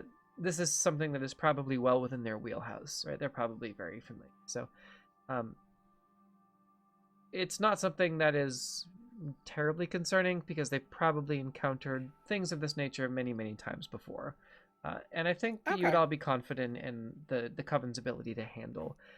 So I wouldn't necessarily need to warn anyone about the Wyvern. You feel pretty confident about that. Okay. Then I guess that's it, because that was my line of questioning was leading to who do I talk to. So, we're good. Never mind. Okay. All right. So, you set back out on the road for the day. The weather is taken care of. The first day's travel, it is now the 15th day of Eocasta. Sunshine and rainbows. Quite literally.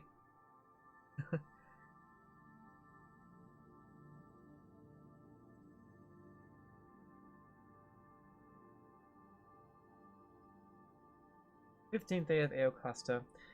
Somebody go ahead and make a D20 roll for me for the day as you set out on the road.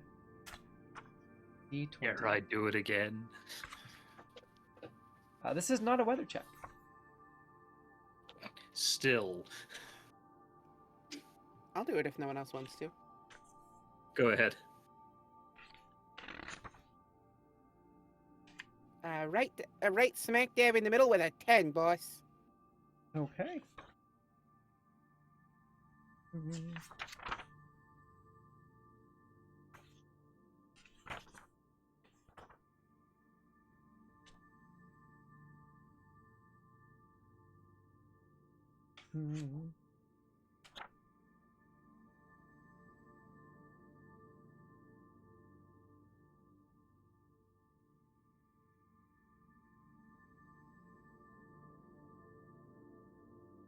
Very cool.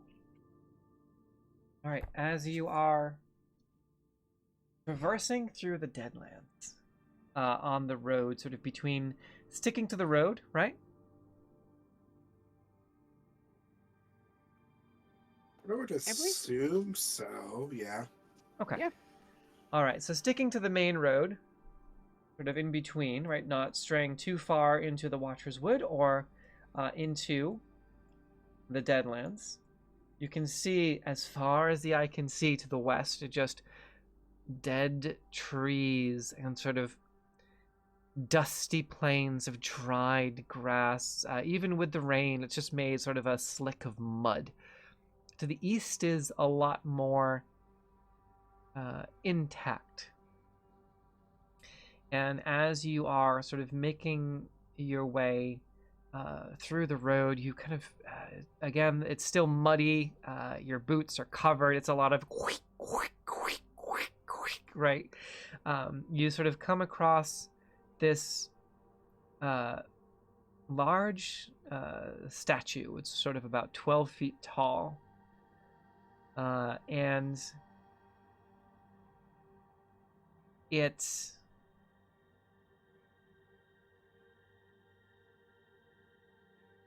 the statue of an elvish sort of ranger general, right? So sort of this masculine presenting elvish lord that has it's sort of facing the Deadlands, or it's sort of facing away from the Deadlands, so sort of facing the road, and sort of you come to a point on the road where there's this sort of central, almost like a V-shaped clearing that sort of cuts into the Deadlands. And sort of just by the side of the road, there's a little shrine, and you can see where people have left old offerings, rusted coins, sort of decaying remnants of flowers, sort of an old broken bottle of wine, right, long since spilled and returned to the earth. And there is again, sort of an elvish ranger general, sort of a leather cap, and sort of a couple of sort of 3 spikes, not quite a crown, but sort of denoting sort of a high-ranking general. And they have sort of chainmail and leather sort of over each other, like a leather, kind of like what Theoden wears, right? So it's like hard leather, but also chainmail underneath. Has a long bow at his back and is sort of standing heroically, and is sort of holding out his hand. There is a sword, sort of a long sword, and sort of being held aloft in his right hand, and his left hand is sort of stretched out like in Lord of the Rings, right? It's kind of stretched out towards the road, but he's not like huge like the Autogonath. Yeah, just sort of a sentinel by the side of the road. And it's sort of facing the east, right? And at the sort of V that cuts into the Deadlands to the west.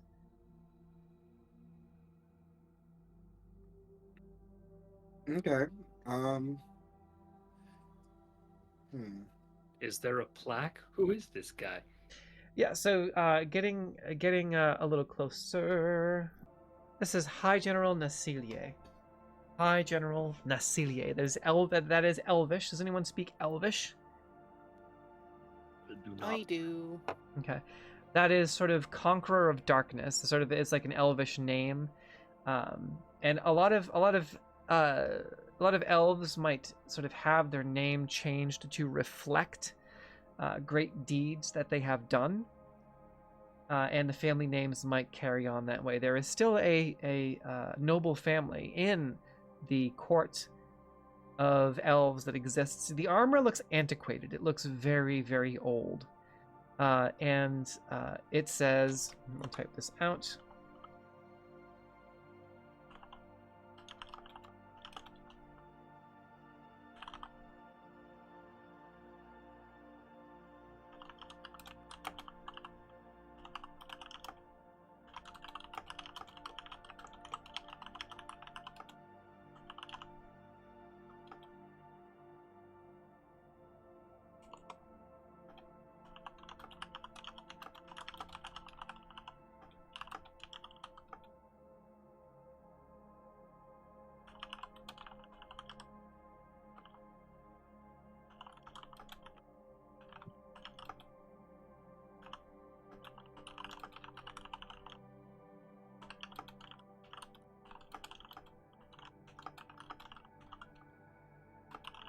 It's ancient Elvish writing. So who speaks Elvish? Oh, other than Ren. I speak Sylvan. Okay, Ren. It would take you about 10 minutes to sort of put together the ancient Elvish. If that's everyone's okay with taking a quick break at the statue. Yeah, I don't mind. I do speak Sylvan and Elvish, if the Sylvan helps with that, since it's an older language and stuff. I assume Elvish is like an offshoot of Sylvan. I don't actually know. So this is very interesting. It says, by order of the High General, ye be warned and look upon the works of the dread Lieutenant Baloth, whose forces were brought to heel in the great battle of our time. May another war of this magnitude never claim the lives and souls of the departed. Circa 0 EV. Well, we fucked that up, didn't we? Rain relays the message as it is stated on the plaque after taking her 10 minutes to translate it. And it's circa 0 EV. Yeah. 1300. What yeah, EV is it? Sorry, it's about. It is 1136. Almost exactly the time too. Yes. It is. So that's 1100 years ago.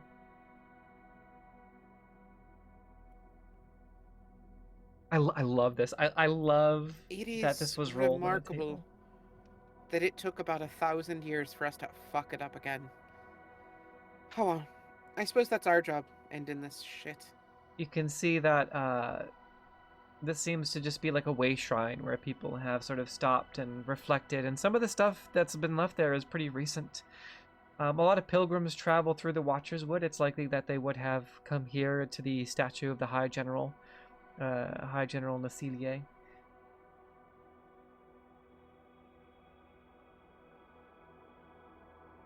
Does anybody want to make a history check? Sorry, I was looking through my... scared to... Because mine is a -1. Rin will absolutely make a history check. Okay. I was looking through my inventory because I was going to leave an offering on the statue. Oh, okay. And I wanted to make sure what I had before I do that.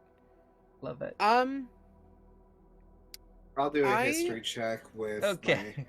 Anyone that wants to make a history check can make one. Yeah, I'll use my tides so I can just move that out of the way. Okay. All right. It has been a long rest. That's a 15 on that history check for Rin. Okay. Can I leave just 5 of my sling bullets on the... Yeah, absolutely. At the statue's feet as an offering? Yes. Oh, perfect with the music and everything. Oh, I love it when that happens. I think with the... Rin would have pulled the Amulet of Asindra out so it's laying on her shirt. And I think... She's not super religious or anything, but I think she'd have had that in mind as she was leaving some sling stones behind and just sort of, you know, an additional bit of watchfulness is always appreciated on the road. Okay, of course. Go ahead. Did you use your DM inspiration already? Me? Yes. Yes. Oh, you can have it back. Woohoo! All right, so 15 history. I'll keep it short and sweet. Yeah, you all, and Clem, with your sort of interest peaked, the two of you kind of gaze out into this vast expanse of decaying forest and deadlands and dead ground and sort of dust and stone and blackened, charred earth. About -6 EG, the Era of the Gods, was the start of the Second Infernal Crusade, where Ariak the Betrayer had launched a worldwide campaign to decimate and subjugate all life on Valerian. The final battle against Ariak himself was fought in the east, but his brother, the Dread General, I got it mixed up with the lieutenants. The Dread General Baloth was just as bad. Also known as the Soul Reaper, or the Unquenchable Flame. This was a hellish deity that had sort of led an army of infernal demons throughout Valtheria. Whereas this was the second front of the Second Infernal Crusade, their western front.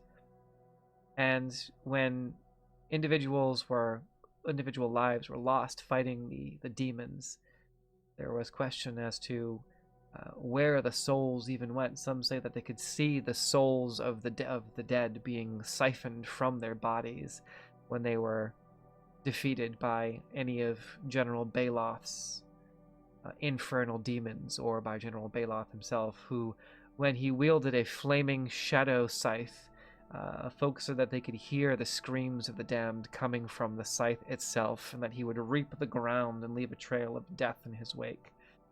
And it was General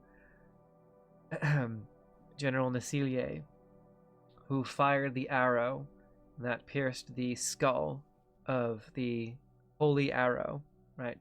Nassea's holy arrows that pierced the skull of General Baloth, and with the Dawn Sword, sort of leapt forward and pierced the throat of the general in a mighty explosion that sort of left a trail of death and ash for miles, sort of in the center of the Deadlands, and also caused a rift in the earth that caused the Dead River to flow in 2 directions, now a second direction down to Ulcia Terras in the south.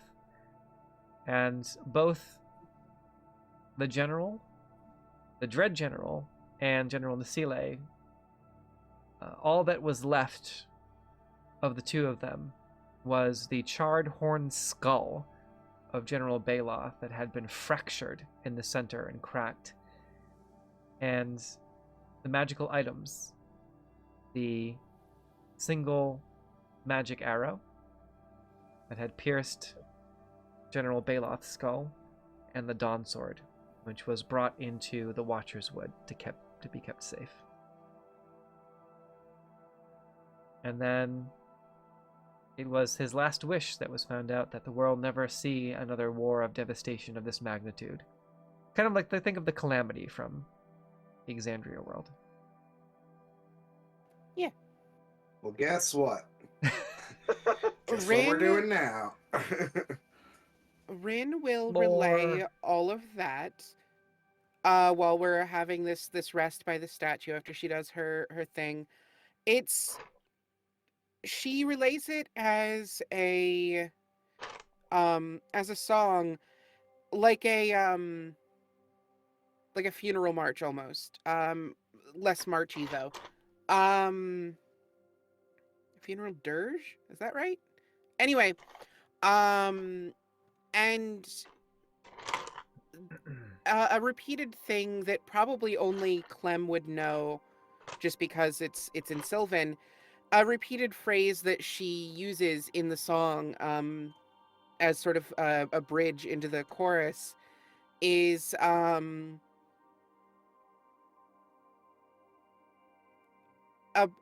blessing of sorts. Rest now, will carry on. And just, yeah, that's sort of a recurring sort of motif in the song and stuff. I like that. All right, well, at that, after you sort of take a moment to reflect on the Second Infernal Crusade and the battle that was fought here long ago by elves, men, and demons in the Deadlands that caused the Deadlands, let's go ahead and take a quick break so we can stretch our legs, get some snacks, and with about an hour left, we might sort of fast forward a little bit through the next day's travel. But when we come back, we have some interesting stuff happening. So we'll be back in 10 minutes. So go take care of yourselves, 12:05 a.m. And we'll see y'all in 10 minutes. Welcome back from break. Okay. Hello. Right. Hi. After stopping at the statue of General Nassea and reflecting on the last great war to plague this land, continue on along the path into the evening. The evening's watch is, you are blessed after paying tribute at the statue, seemingly by the hand of General Nassea, who seems to watch over you through the evening, as you are all blessed with a beautiful, balmy spring day of about 55 to 56 degrees Fahrenheit. Perfect sunny weather, spring peepers chirping all around you to the east, and a few birds even landing on the dead trees to the west. You can hear towards the end of the day the distant rushing of water, and you know that by morning the next day you will reach the Deadlands Bridge over the Dead River Gap. Your evening's rest is blessed as you find a perfect patch of forest that has a sort of secluded grove about a few hundred feet in from the Watcher's Wood. Again, feeling like you have been blessed by the hand, or are being watched by the spirit of General Nassea. After paying tribute, you are blessed with restful sleep and another long rest as the 15th day of Eocasta, which was the shrine of General Nassea. Shrine and memorial.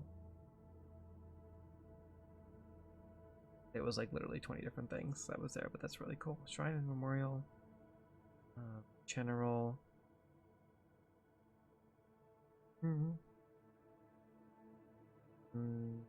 Let's see.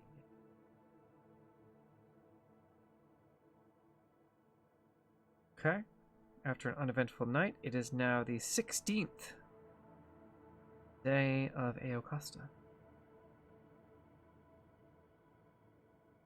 Time flies when you're having fun. Indeed. Now, somebody roll a d20 for the day's weather for this day. Who gave us that rain last time? That would be me. Simeon. Okay, you don't roll. I got it. Just a straight up D20? Mm-hmm. How about a 10? Okay.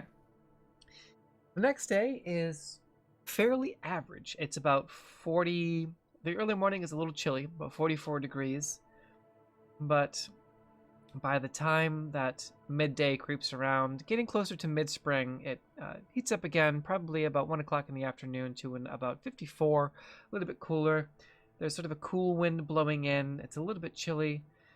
You're all managing. It's fairly average. You catch bits and patches of warmth, and occasionally the wind hits your face, and you're kind of, whew, type of a thing. But it's not, you can have your bare hands out and not really have it be a problem. It's a little chilly, but you can feel that underlying warmth in the air. And by about midday, probably closer to noon, you come across a great bridge that spans across the water, and you can see, kind of approaching from the distance, 2 towering sentinels. These statues about 50 to 60 feet tall, of 2 elves in plate armor standing stoically at either end of the bridge. One having, on the far side, having more drowish features, and the other on the eastern side having more high elvish features. You can see the differences in the arms and armor and the symbolism of both the moon and of sort of webs sort of intertwined with the moon, sort of sparkling symmetrical webs inlaid with a crescent moon for the Drow of the Crimson Wood, and the imagery of a blazing sun and golden stars for the elf that is facing this way. And they sort of have, they're in full plate armor, both have different stylized blades sheathed. The elf on the far side has 2 blades that are curved sort of on their back, and this elf here has a shield, a sort of an elegant elvish sort of stylized that sort of points up top and then sort of curves down to the bottom, as well as sort of an angled sword on his back, more of a long sword, sort of a straight long sword. The plate armor is very plain, and again, just the design of a blazing sun. And they sort of, both of their weapons are sheathed, and the one on the elf on the far side, the drow on the far side, has a hand outstretched in welcome, and the drow to sort of to the left, pointing up to the north, and the high elf on your side of the bridge has a hand outstretched to the left, pointing south. So it seems it is a meeting of bridge, and it is called the... Here.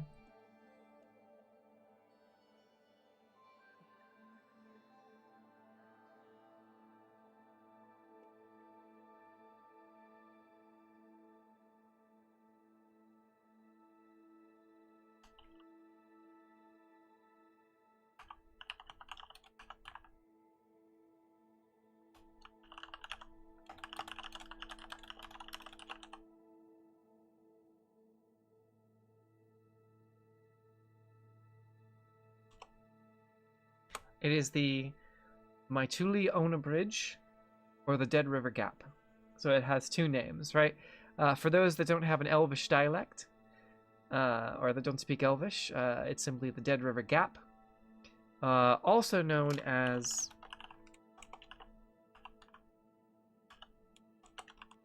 the Twins, or some people might also call it Brothers Bridge. So Maitulie Ona, or the Dead River Gap, also known as the Twins or Brothers Bridge. And Maitulie Ona means generous welcome of kin in Elvish. Ren, you would know that. Probably know it as the Maitulie Ona. Again, for more common nomenclature, Brothers Bridge, the BB Bridge, or the Dead River Gap. And this is a body of water if you wanted to try and tune over a short rest here. We already took a short rest today when we were at the. That was last day. That was yesterday. Right, my bad. Quick attunement try. Absolutely. So as you sort of approach this bridge, and you can see the pretty impressive visage of these two 50 feet tall elvish statues that are just sort of towering sentinels over the Brothers Bridge. You can see the sort of brackish, very plain, lifeless water, right? No fish jump in the stream, at least not to the east on the eastern side of the bridge, and from what you can see, the western side of the bridge, and sort of looking towards the western reaches of the White Ridge Mountains that you can see now sort of stretching into the horizon through the rolling plains that sort of lead towards the mouth of the Dead River. You can absolutely make your way down over to the river banks below this massive bridge, which spans, sort of about a mile across, right? Sort of a little bit less than a mile across, almost 3/4 of a mile across the river. Clem will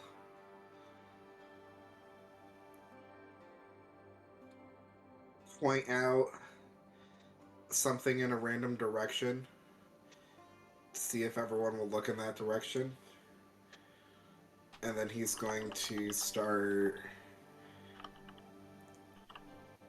just disrobing and start to move towards the water. Not because he cares about them seeing him get all naked and everything, because they had their whole bathtub thing, but he doesn't want anyone talking him down from getting in the water. Okay, all right. Is anyone kind of knowing, roughly what that might be? Is anyone coming to assist?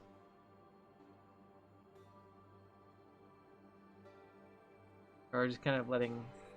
I mean, is the water very fast down here? Like, is it a dangerous river, or is it just big? By the way, it's about 700 feet wide across, and this is a massive bridge. Whoa! Yeah, That's about the length river. of the Suez Canal. Yeah. Holy shit! Probably closer to 650 than 700.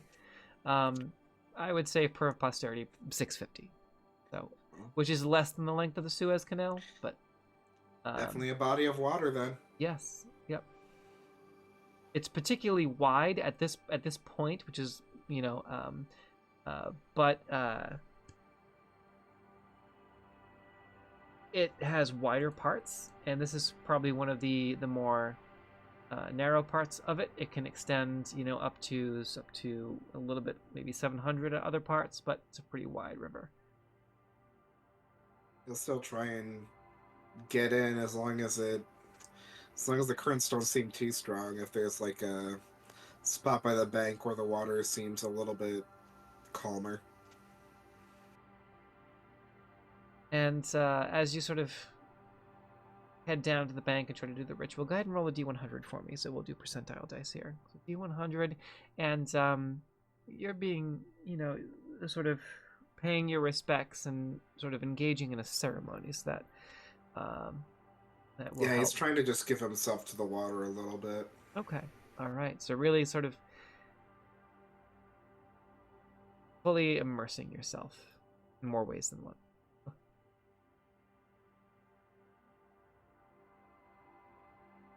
That is a 41. Okay. As you sort of take a short rest here, right, probably about midday, closer to noontime, reflecting on the massive scope of this river, 6 to 650 feet across, and this massive architectural marvel, this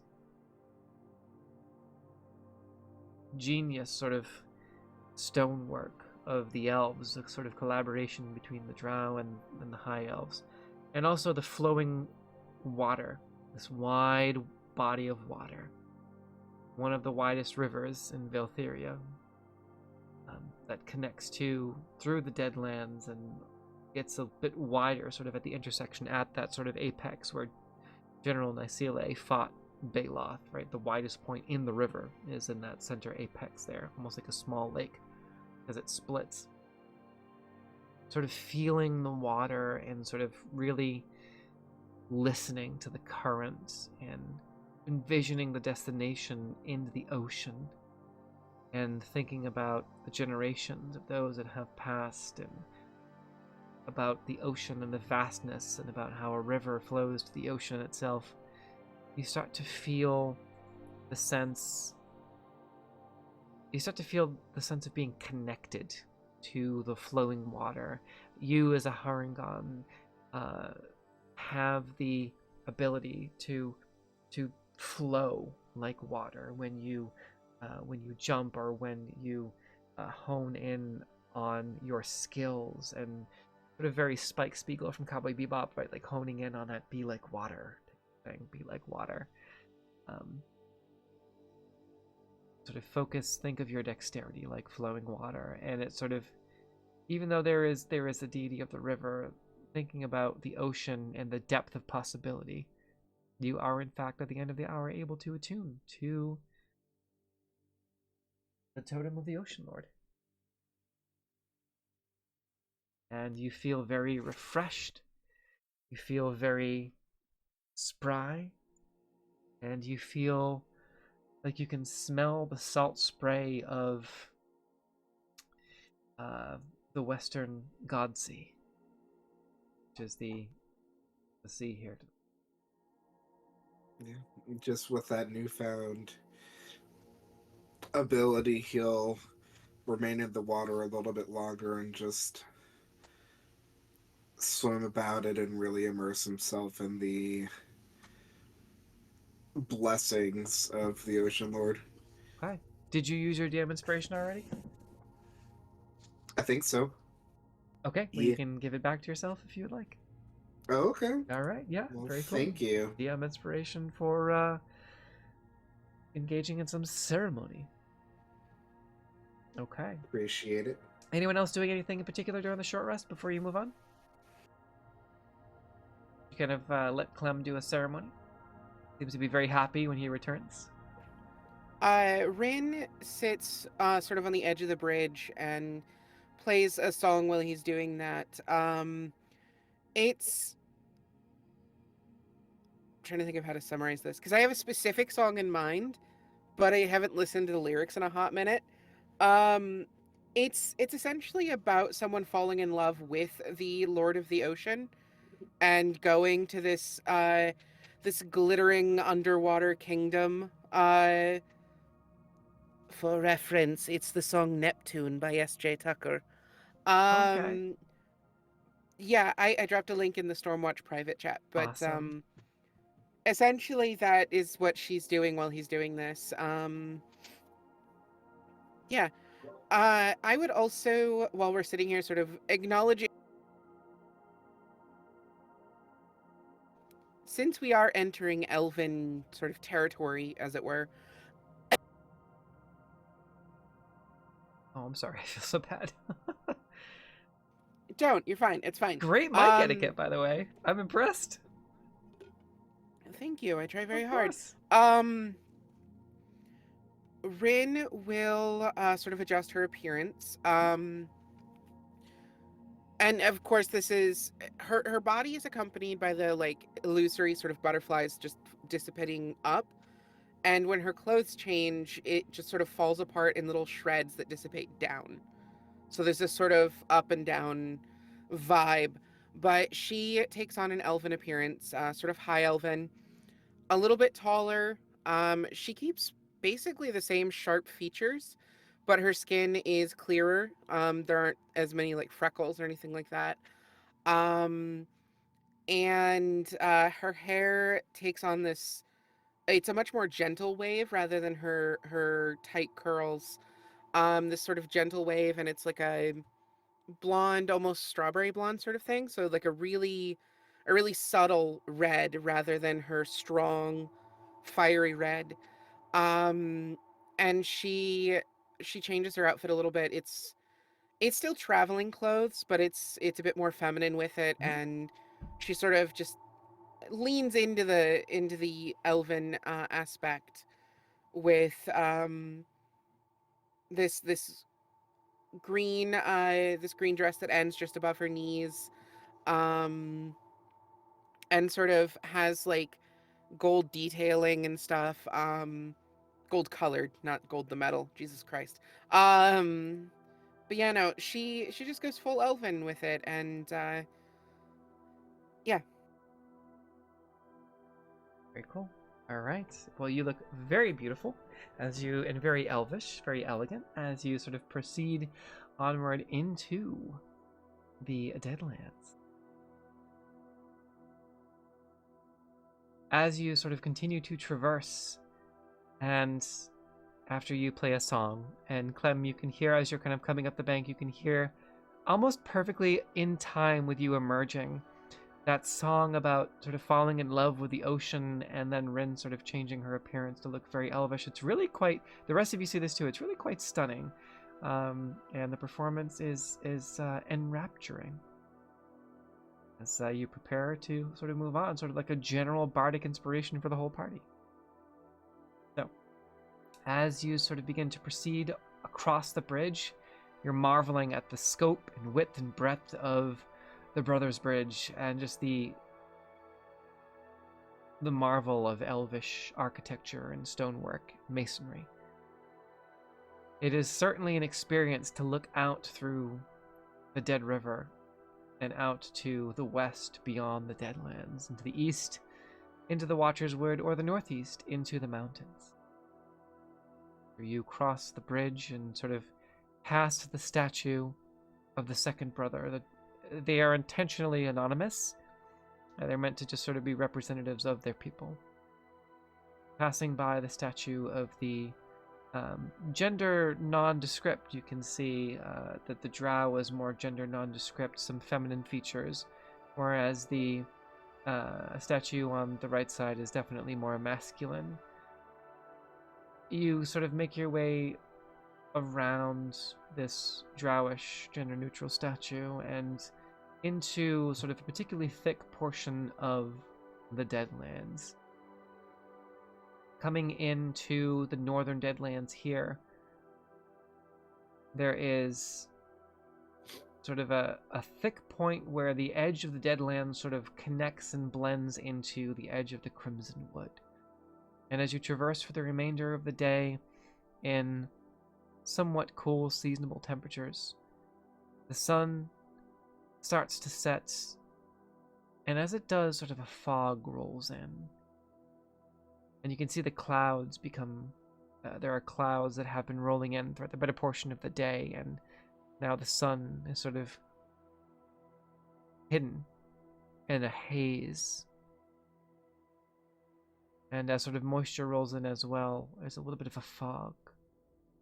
And you find yourselves on the only path, the main road, traversing through the Deadlands, as you have about an hour or so left of daylight, and you approach a particularly thick portion of woods. What's the marching order here?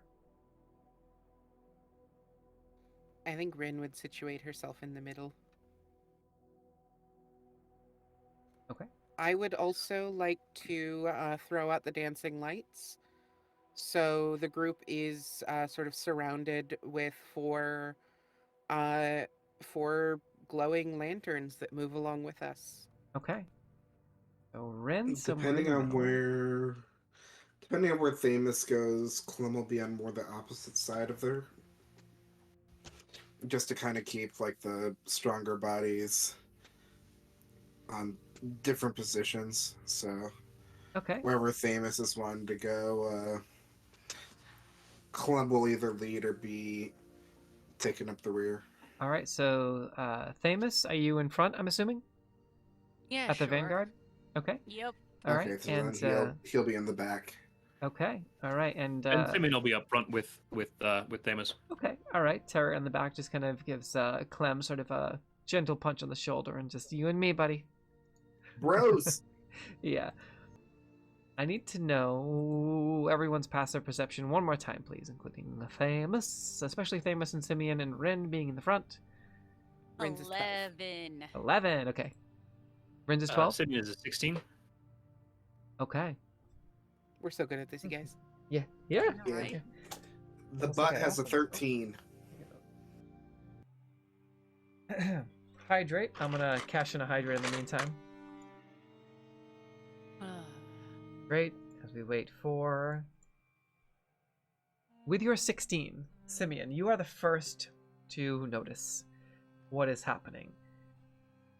With only sort of a half an hour left until dusk, you can hear muffled voices coming from about a couple of 100 feet in front of you. And you can see sort of through the darkness and the fog and the particularly thick canopy. You all start to notice that there is this heaviness in the air. The air is thick. The woods are choking you. And there is this sense of fatigue that falls upon you as you traverse through these woods. And Simeon, you kind of shake it off and you can hear these voices as you sort of snap back to reality after traveling for the better part of a day through these woods. And you can see several figures out in the open on the road before you. Hard to make out without a more active investigation, but you can hear speaking in... does anyone speak... Who speaks Halfling? Anybody? Actually, I think I do. Give me a second. Yeah. Nope, I speak Goblin. Okay. Wouldn't be Simeon. Yeah, I speak Elvish, Halfling, and Sylvan. Ooh, okay. So, Simeon, how do you proceed? They're definitely speaking a language you can't really make out. And Ren is right behind you, Thamus to your right, Terra and Clem behind you. There's several figures sort of around the bend, maybe a couple 100 feet in the distance through the fog, and the sun is setting, and they seem to be stopped and are sort of speaking to each other in a language that you don't particularly understand, Simeon, but someone else might. Do they look like they're facing towards us or away from us? And basically, does it sound like they are angry? I mean, basically, it's I'm looking for an insight check. Yeah. But Okay. just can I get a feel? Can I get a vibe check? You can do both, actually. You can do a perception and insight in any order. Okay. I will lead with the insight. Okay. And get a 5. Yeah, And then I will perceive and get a 19. Okay, all right. It's hard to really make out the detail. Do you motion for everyone to stop and be quiet or anything? Yeah. I definitely, I'll sort of, reach out and tap Thamus on the shoulder, and point ahead, and then turn back to Ren behind me. Mm-hmm. Would I know that Ren is sort of, the language bunny? To know all the sound, to know all the words. Yeah, probably. You'd know that she's the talky one. You could probably ask about Halfling. I don't think you've seen her speak it yet, but... Well, I have no idea what language it is. I know Sure. nothing other than, hey, people talk words I not know. If I remember correctly, which there's no guarantee, we've heard Rin speak in words none of the rest of us understand. Yes. She is also the only one who can speak Elvish, so that is true. What those words were versus what's going on right now, Amos doesn't know if it matches. Oh, for sure. No. That was like above game. I was saying, yeah. She has spoken a language the rest of you do not. Simeon, you can see about maybe a dozen or less individuals that seem to be sort of crowded around a cart, and sort of a halfling that sort of stands on top of the cart seems to be sort of giving orders. And again, this part of the forest is particularly thick all around you, right? So there's trees only as far as you can see. There seems to be some kind of a guard, a vanguard, but they're sort of standing around this cart. There's some people sort of crouched over the cart. There's a little bit of a ridge where you can't really see, maybe below the level of the cart itself. So there's like a bend in the road and then sort of a hilly ridge where, like, you know, like in forest paths, the forest kind of creeps up, you know, maybe about 5 or 6 feet up from the actual road, the dirt road. There's a word for it, but does this look like it poses any threat to us? Ooh, I would say make an insight check, Thamus, because you can. So Simeon already made one, so the DC might be a little bit higher, because you can see kind of Simeon kind of like, kind of maybe struggling to discern intent, but. And then on the flip side of that, does anyone out of this group can Thamus tell? Does anybody look injured? Okay, so I would say start with the insight. DC a little bit higher than Simeon's. That is a DC's 18 on the die, so insight +1, so a total of 19. Okay, much higher than a DC 16. So Simeon, one thing that Simeon kind of sees everything that's happening. Do you relay that to everyone in any way, or do you kind of just keep observing and seeing what happens, Simeon? I'm sort of passing it back to so that, you know, Rin and Tara and Clem are aware. Looks like there's a troop of people with a cart. I mean, can I tell from the distance that they're mostly halflings, or is it just, you know, parallax and it's a short cart because they're short people? Why would they drive a cart, you know? Yeah, also, why would they drive a full-size semi-truck if they're, you know, only 3 foot tall? The cart seems to, you see it kind of move up and down a couple of times, like, and so a couple of sort of shoulders and like heads of large humans sort of lift coming up and down, like they're sort of up and down and sort of crouched down around the cart after they disappear behind the ridge, but they're doing something with the cart, and you can see that there's some particularly large humans here, sort of white beards, you know, some of them with sort of white or red beards, some sort of black beards, sort of very sort of hardy, sort of larger humans, most of them sort of masculine presenting. You also, with your 19, just here in the distance, sort of like the braying of a goat, like. I will chuckle and share that. And but no, if anybody looks hurt, Thamus would actually try to offer to help. That's kind of what they do. Oh, right now you're sort of obscured in the distance, but Thamus, one thing that you can tell from your insight is that you can just from Simeon pointing everyone out, and now with you all kind of honed in on them, Thamus sizing them up. Some of them seem very bored. Some of them seem particularly nervous. Some of them seem frustrated. Nobody seems to be injured, but with your insight, there's something awry here. You see the cart again kind of jut up again.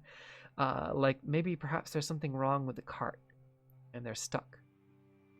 Could I do a magic awareness just to see if there's anything weird going on with this whole scene? Okay, so that sort of opens yourself up to anything within 60 feet, right? Yeah. Okay. Just trying to see if there's any weird. So you're about, you can do it for 60 feet, but you're about 100, 180, 200 feet away. Okay, so then we'd have to get a little closer. Yeah. I'll share what information I got. Let me double check the. Oh, that's only a minute. Do you think that they are dangerous? Do they seem to have weaponry or soldiers of that nature? No. The different voice is intentional, by the way. I think just that I think their cart's broken. And there's a guard of sorts, but I'd hardly call them soldiers. More like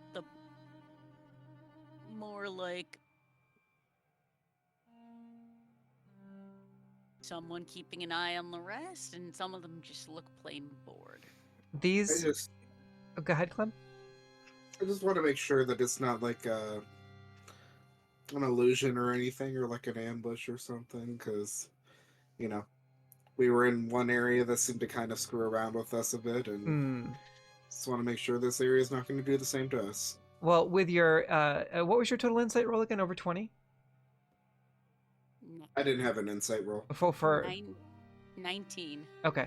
So, I'm sorry, lines crossed. Sorry about that. So for Thamus, Thamus's insight roll. Okay. There's a vanguard that is armed. You can see one of them looks very bored. The other one looks... a couple of them are sort of looking around nervously, but you can see that there's a couple more that are also sort of bored or frustrated.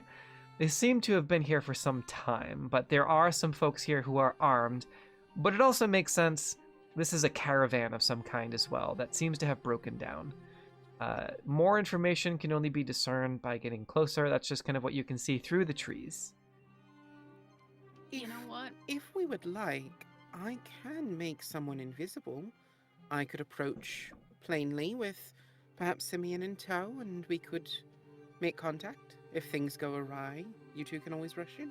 I was going to say, if you two wanted to do that and play, I could also go in. I mean, if they're stuck, we can help each other. There's that. There's also the fact that you two specifically, I believe, have a stealth advantage that I do not. I'm saying that I go in plainly, and Simeon goes in stealthily with me, so that no one is traveling alone, and we make contact. And if it is not some kind of ambush, then the rest of you can join, and we can take the evening from there. I suppose I'm offering myself as bait. That would be one way to look at it. Thamus I'll stay by and protect you. Thamus is going to put a hand on Rin and cast Bless. Hashtag blessed. Yep, pretty much. I could... invisibility can be upcast, right? Am I imagining that? I believe it's more creatures when you upcast it. Yeah, that's what. Woohoo! That's right. I could make both of you invisible if you'd like. Sure. Both Simeon and Clematis. Ooh, using my full name. That works. Well, some things feel better in the accent, I think. All right. Let me go ahead and bring up the map. While you're doing that, Nothing's wrong with these guys. Let's have a map pulled up. Rin whispers something into her hands and then rubs her palms together with Clem and Simeon in front of her, and then just like scatters a sort of silver mist that descends over them, and as it descends, they like disappear from head to toe. This will last up to an hour, unless one of you happens to attack or cast a spell. Either of us, Understood? or just each of us? Each of you. If one of you individually, yeah. Yeah. If I stop focusing on the spell, it would break that way, and that would break on both of you if that were the case. But if that happens, something has gone awry. Something else has gone wrong. Gotcha. Then yeah, with invisibility, I'll start sneaking on over there to get a better look. Okay. So Let me take the lead and approach plainly with you two with me just in case. And I will follow, but far enough behind as to not necessarily be a part. But also to keep an eye and make sure you guys don't get hurt. Okay, Do a so real stealth check. So who is invisible again? Clem and Simeon are invisible. Yeah. Okay, so Clem and Simeon, you can sort of maneuver up into the woods, and depending on how close you're going to get, you might need to make a stealth check at advantage because you still have your footsteps. No control over right? my token. Oh, geez. So what you have to do in that situation is you have to re-drag your token onto the battlefield. I got a 24 on stealth. So let me know when the new token is out. Well, I'll probably see it, so 24 on stealth. Okay, perfect. And I am bad at this game.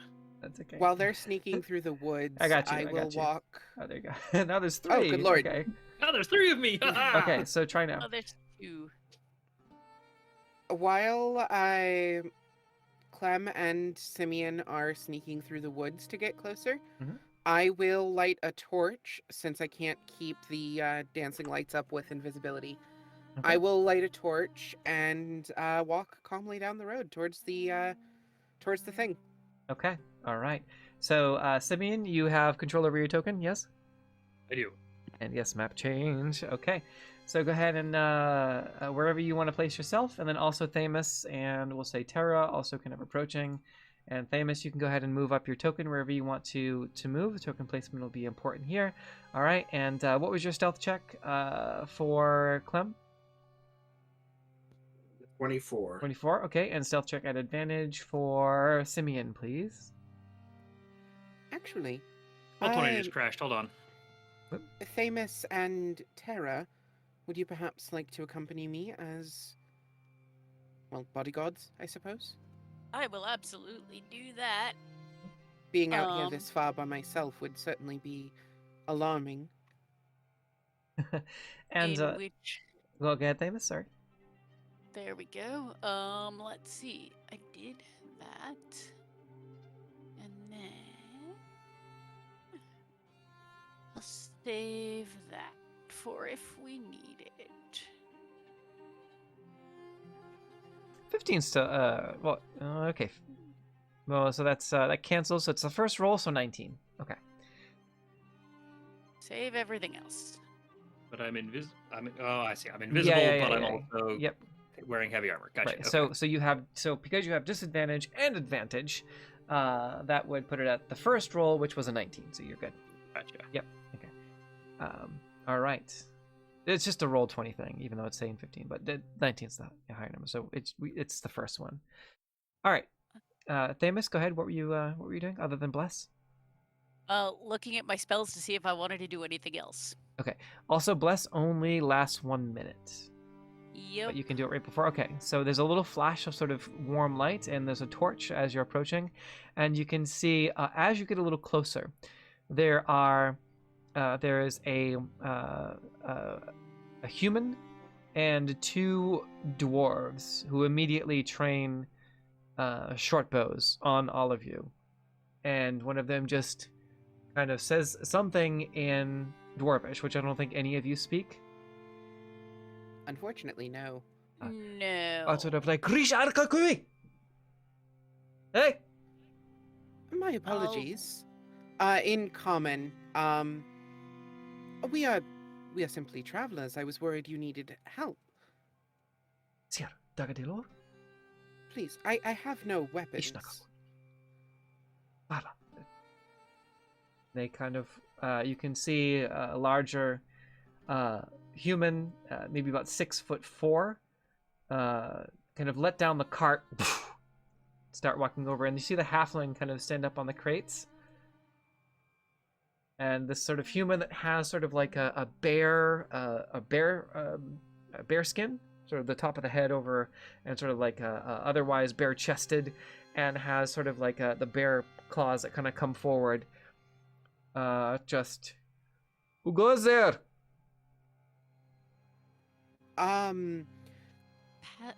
Sorry, just to double check something because I was looking at my spell sheet at the moment. They turned away for a moment to get the other person. Yes? One of they were kind of talking amongst each other. The three had arrows turned. The one here turned kind of just briefly over his shoulder. This one, to kind of get the attention of the human. With my free hand, Rin grabs just like a little bit of just runs her thumb along below the flame on the torch, and just gets a bit of like soot on her thumb, and just. It looks weird, but she licks it. I'm casting comprehend languages. Okay, make a sleight of hand check for me, just to. Like you're doing something like licking. So just well, actually, let's see if this guy's keen enough to. He is keen enough to know something's up. It's a 17 total. Oh yeah, you got it. He's kind of like. Very. He doesn't pick up on it. He's very perceptive, but he doesn't pick up on that. Okay. Yeah, I burned the spell slot for it too. I'm not trying to ritual cast on a walk. Right. Yeah, so that I can understand them. They won't necessarily understand me, but win some, lose some. Okay. Anyway, he asked who goes there, right? Yeah, in common, the human did. Yep. You can see he's got sort of like leathers and sort of like a leather kilt, as well. My name is Rin. These are my traveling companions. We thought perhaps you needed assistance. We would like to offer some. Make a persuasion check. Also, Simeon's passive perception is 16, and Clem's is what again? 13. 13. Okay, I gotta make a couple of rolls here. Oh, this is delightful. Okay, let's see. What's my modifier here? I would like to also burn the rose quartz that I was given at the top of the game. Absolutely. For advantage on this. Okay. All right. Perfect. Woo. Okay. It's an 18 total on that persuasion. I rolled a 10 and an 11, which was annoying, but total 18, so we're good. Okay. All right. Let's see. That was left, and passive perception for Clem was 14. Clem? Sorry, no, it's a 13. Okay, cool. All right. And sorry, I was doing some stuff in the background. And Ren, what exactly was the last part of that? I'm sorry.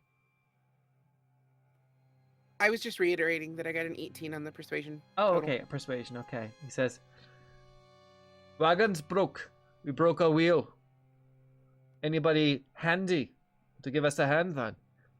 And kind of looks back, and kind of everyone kind of relaxes. And you can see the halfling step forward and be like, "Oh yeah, welcome there, new friends. And I'm Jebediah. I'm the wagon master of this caravan, and we're just making a run up from the south. Last run, actually. We heard there's some rather large forces coming this way, so we're just making our run, bringing trade goods up north to Easildale from our friends and trading companions down in the ruins of New Arcos. Merchants on the road. We hit a rut over here. Kind of a nasty rut, and one of our axles snapped off. And we've been here a better part of a day. Anybody handy with fixing a wagon? We're almost done, but any extra hands help. Might be a discount in goods for you. If you don't mind me asking, when did you leave the ruins of New Arcos? Probably, we were there 5 days ago for several days. Yes. So... likely they left, you know that there are a lot of traders, and nope, there were a few people leaving. It was not an uncommon thing. There were lots of wagons, right? So there were wagons coming and going fairly regularly in the few days that you were there. None of them were particularly armed. It's likely that they met an escort along the way. But better part of a dozen wagons coming and going. But maybe... Go ahead, sorry. No, I was just gonna ask, can I insight check the halfling? Is he like shifty eyes towards the people with weapons? Does he seem like he's telling the truth entirely? Sure. Yeah, go ahead and make an insight check for me.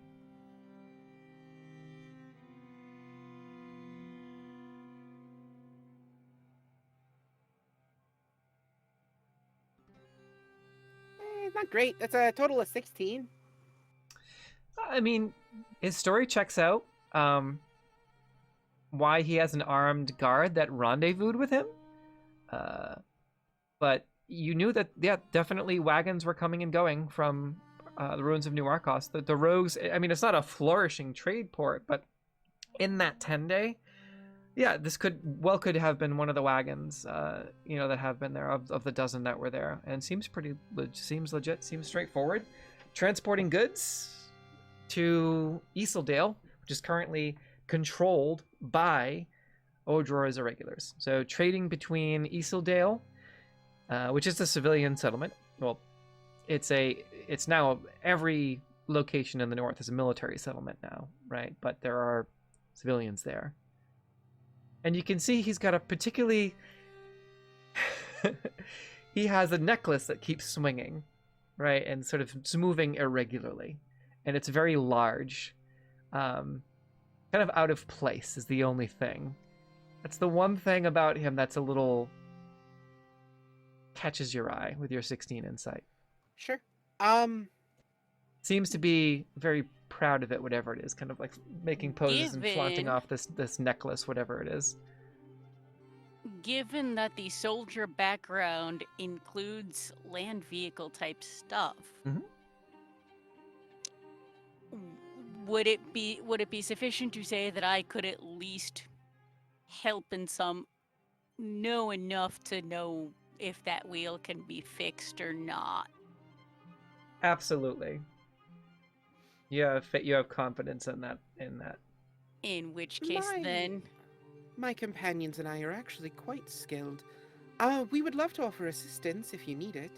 Yeah, I'd love to. We got a bunch of stuff here. We got trade goods, salted meats, foodstuffs,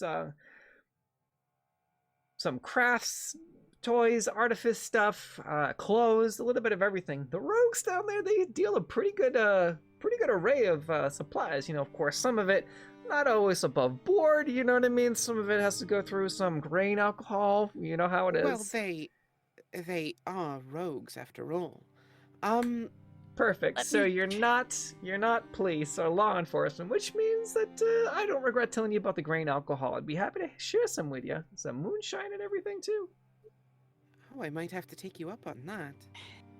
It's been some time. I'll go take a look at the wheel. I have experience with that kind of thing. You're not constables, right? Absolutely not. All right. You have to say so if you are. Some of the dwarves kind of laugh. And he's like, no, come on, take a look at the wheel. I don't know if that's true, but I'm going to assume it is. Yes, please, let us take a look.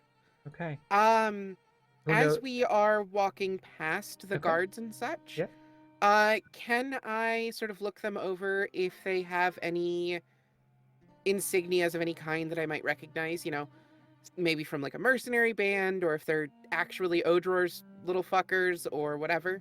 Yeah, okay. So as you approach, perception checks from both of y'all. Simeon and Clem waiting in the wings there.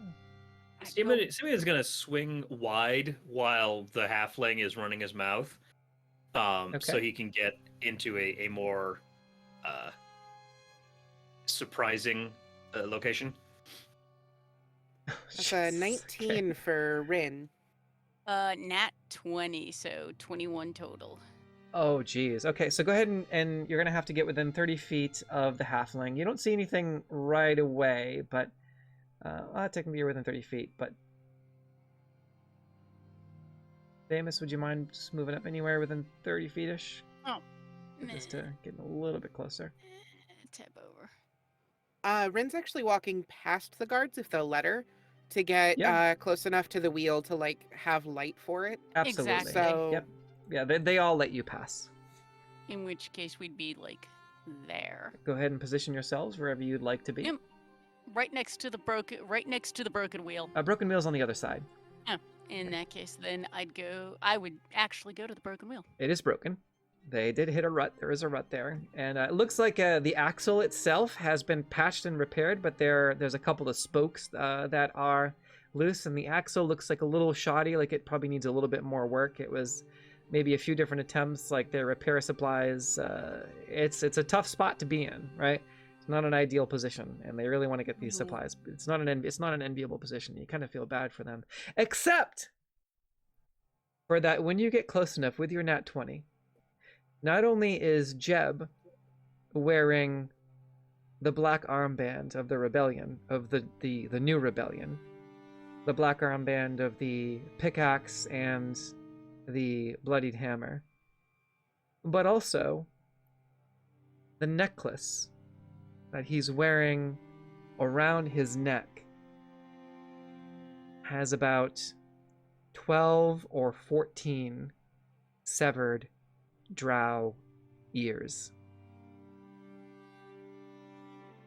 I just put on an elf face. This is bastards.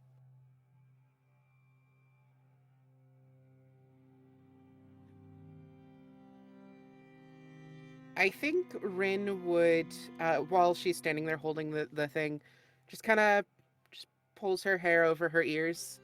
And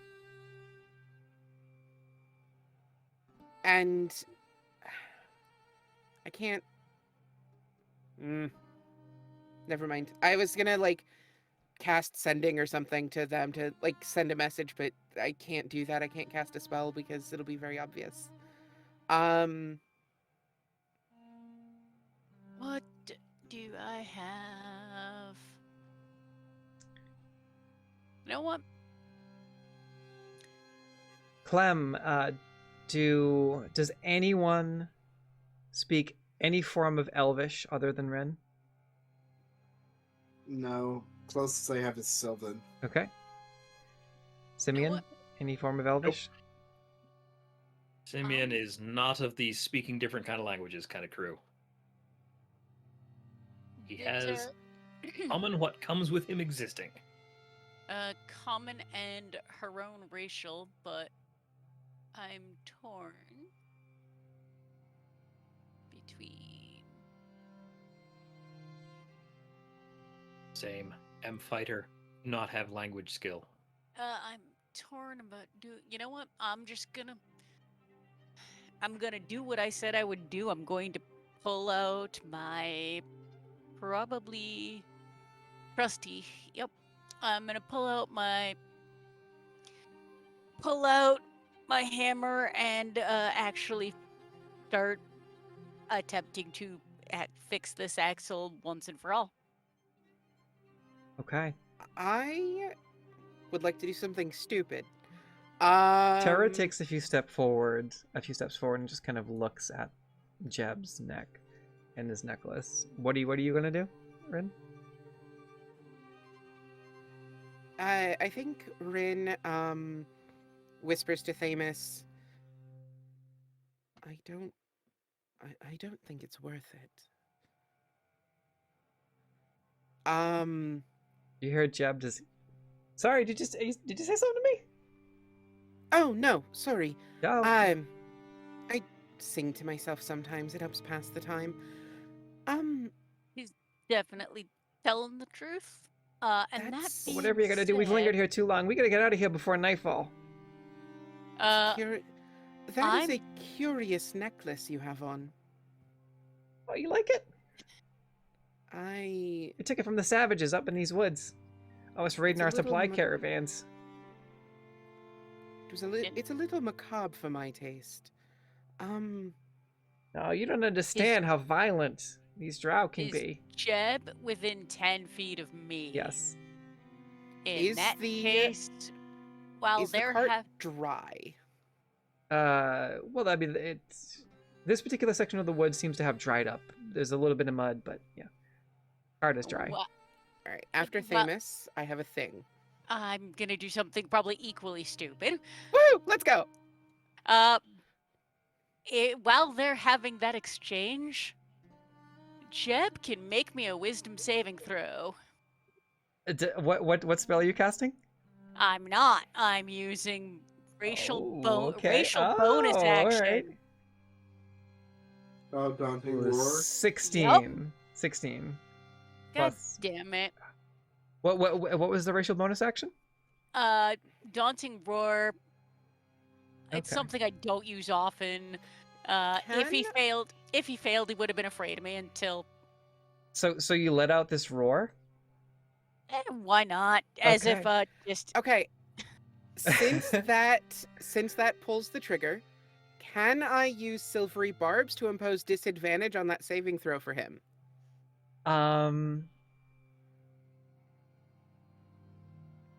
Yeah.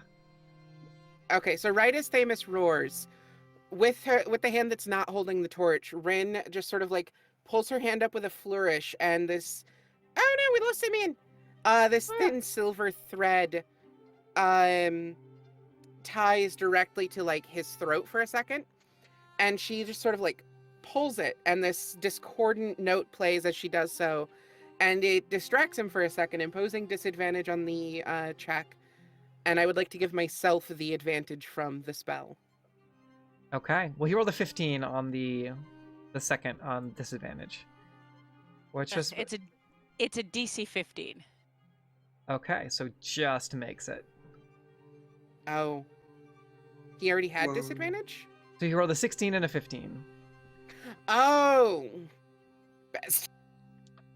Glenna's gonna want to sneak up on Jebediah. But as you let out this roar, there's a bunch of stuff happening simultaneously, right? As you let out this sort of leonine roar, and kind of,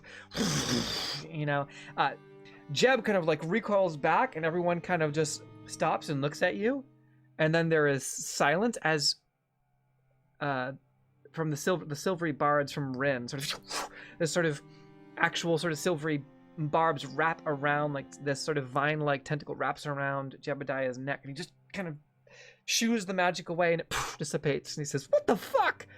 But before anyone else can act,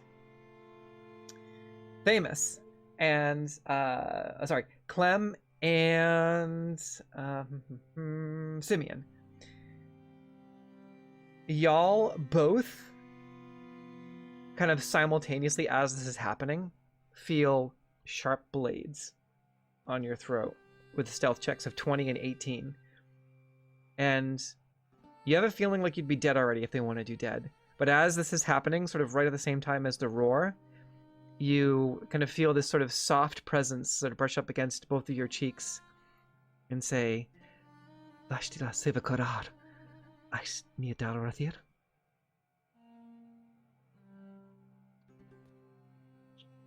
Is that Elvish? Yes. I recognize one of those words, but now I'm checking to make sure I actually recognize one of those words. Yeah, you do. You caught Agents of the Crown and Dalrithia, which is the house of the drow that sort of dwell in these woods. There it is.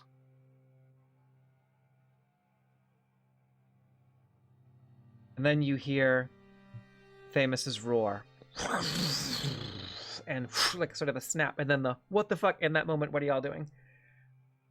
It's not like too tight, but they seem to ask you both the same question. We're part of the Queen's Sebakura. I mean, yep. Yeah, we'll just part of the Sebakura.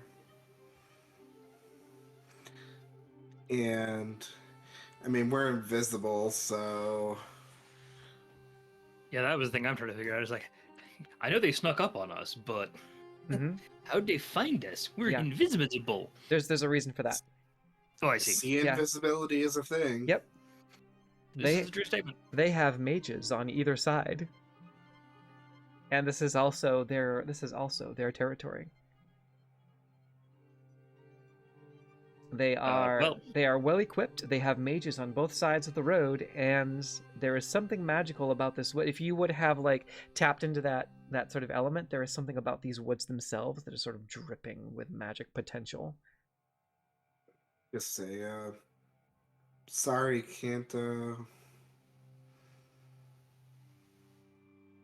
really understand what language you're saying. Do y'all have badges, right? Yeah. Okay. Do we? And well, as the roar sort of gets let out, you can feel the blades, and you both become invisible to the rest of them, right? But the blades loosen themselves from your throat, and you hear and sort of can see these flashes. And right after the roar and the flash, there is this volley and spray of about 24 or more arrows. And they just... And there is this massive assault of arrows and of blades, sort of throwing knives and arrows from the woods that pierce almost every single one of these dwarves. And you can see sort of in the woods now, continuously launching volleys of arrows, one going right through one of Jeb's shoulders as he kind of falls down to the cart. They're emerging from the woods, better part of 24 drowish night blades, shadow blades, and you even see a couple of sparks of sort of clear blue icy light and strike the cart.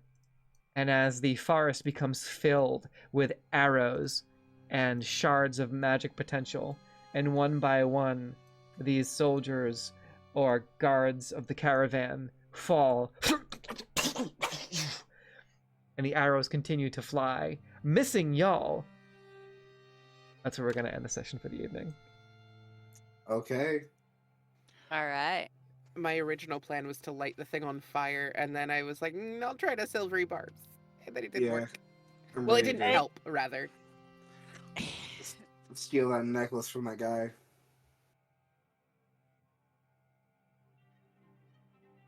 And this is the scene that you have stumbled into. All right. I'm so excited. I know a couple of you are falling asleep, so good night, y'all. Thanks everybody for hanging out with us. We're just gonna good game, y'all. Yeah, we're just gonna close it all up. So one more time around the table. Thanks for staying up a little bit later with us. Ange, where can the people find you? What do you got going on? When I am not here, I am co-host on an anime and pop culture podcast on Sunday nights, Animazing Radio on Facebook, YouTube, and Twitch. Of which I was just on. It was a lot of fun. Thanks for having me again. Thank you for joining us. All right, and Nick.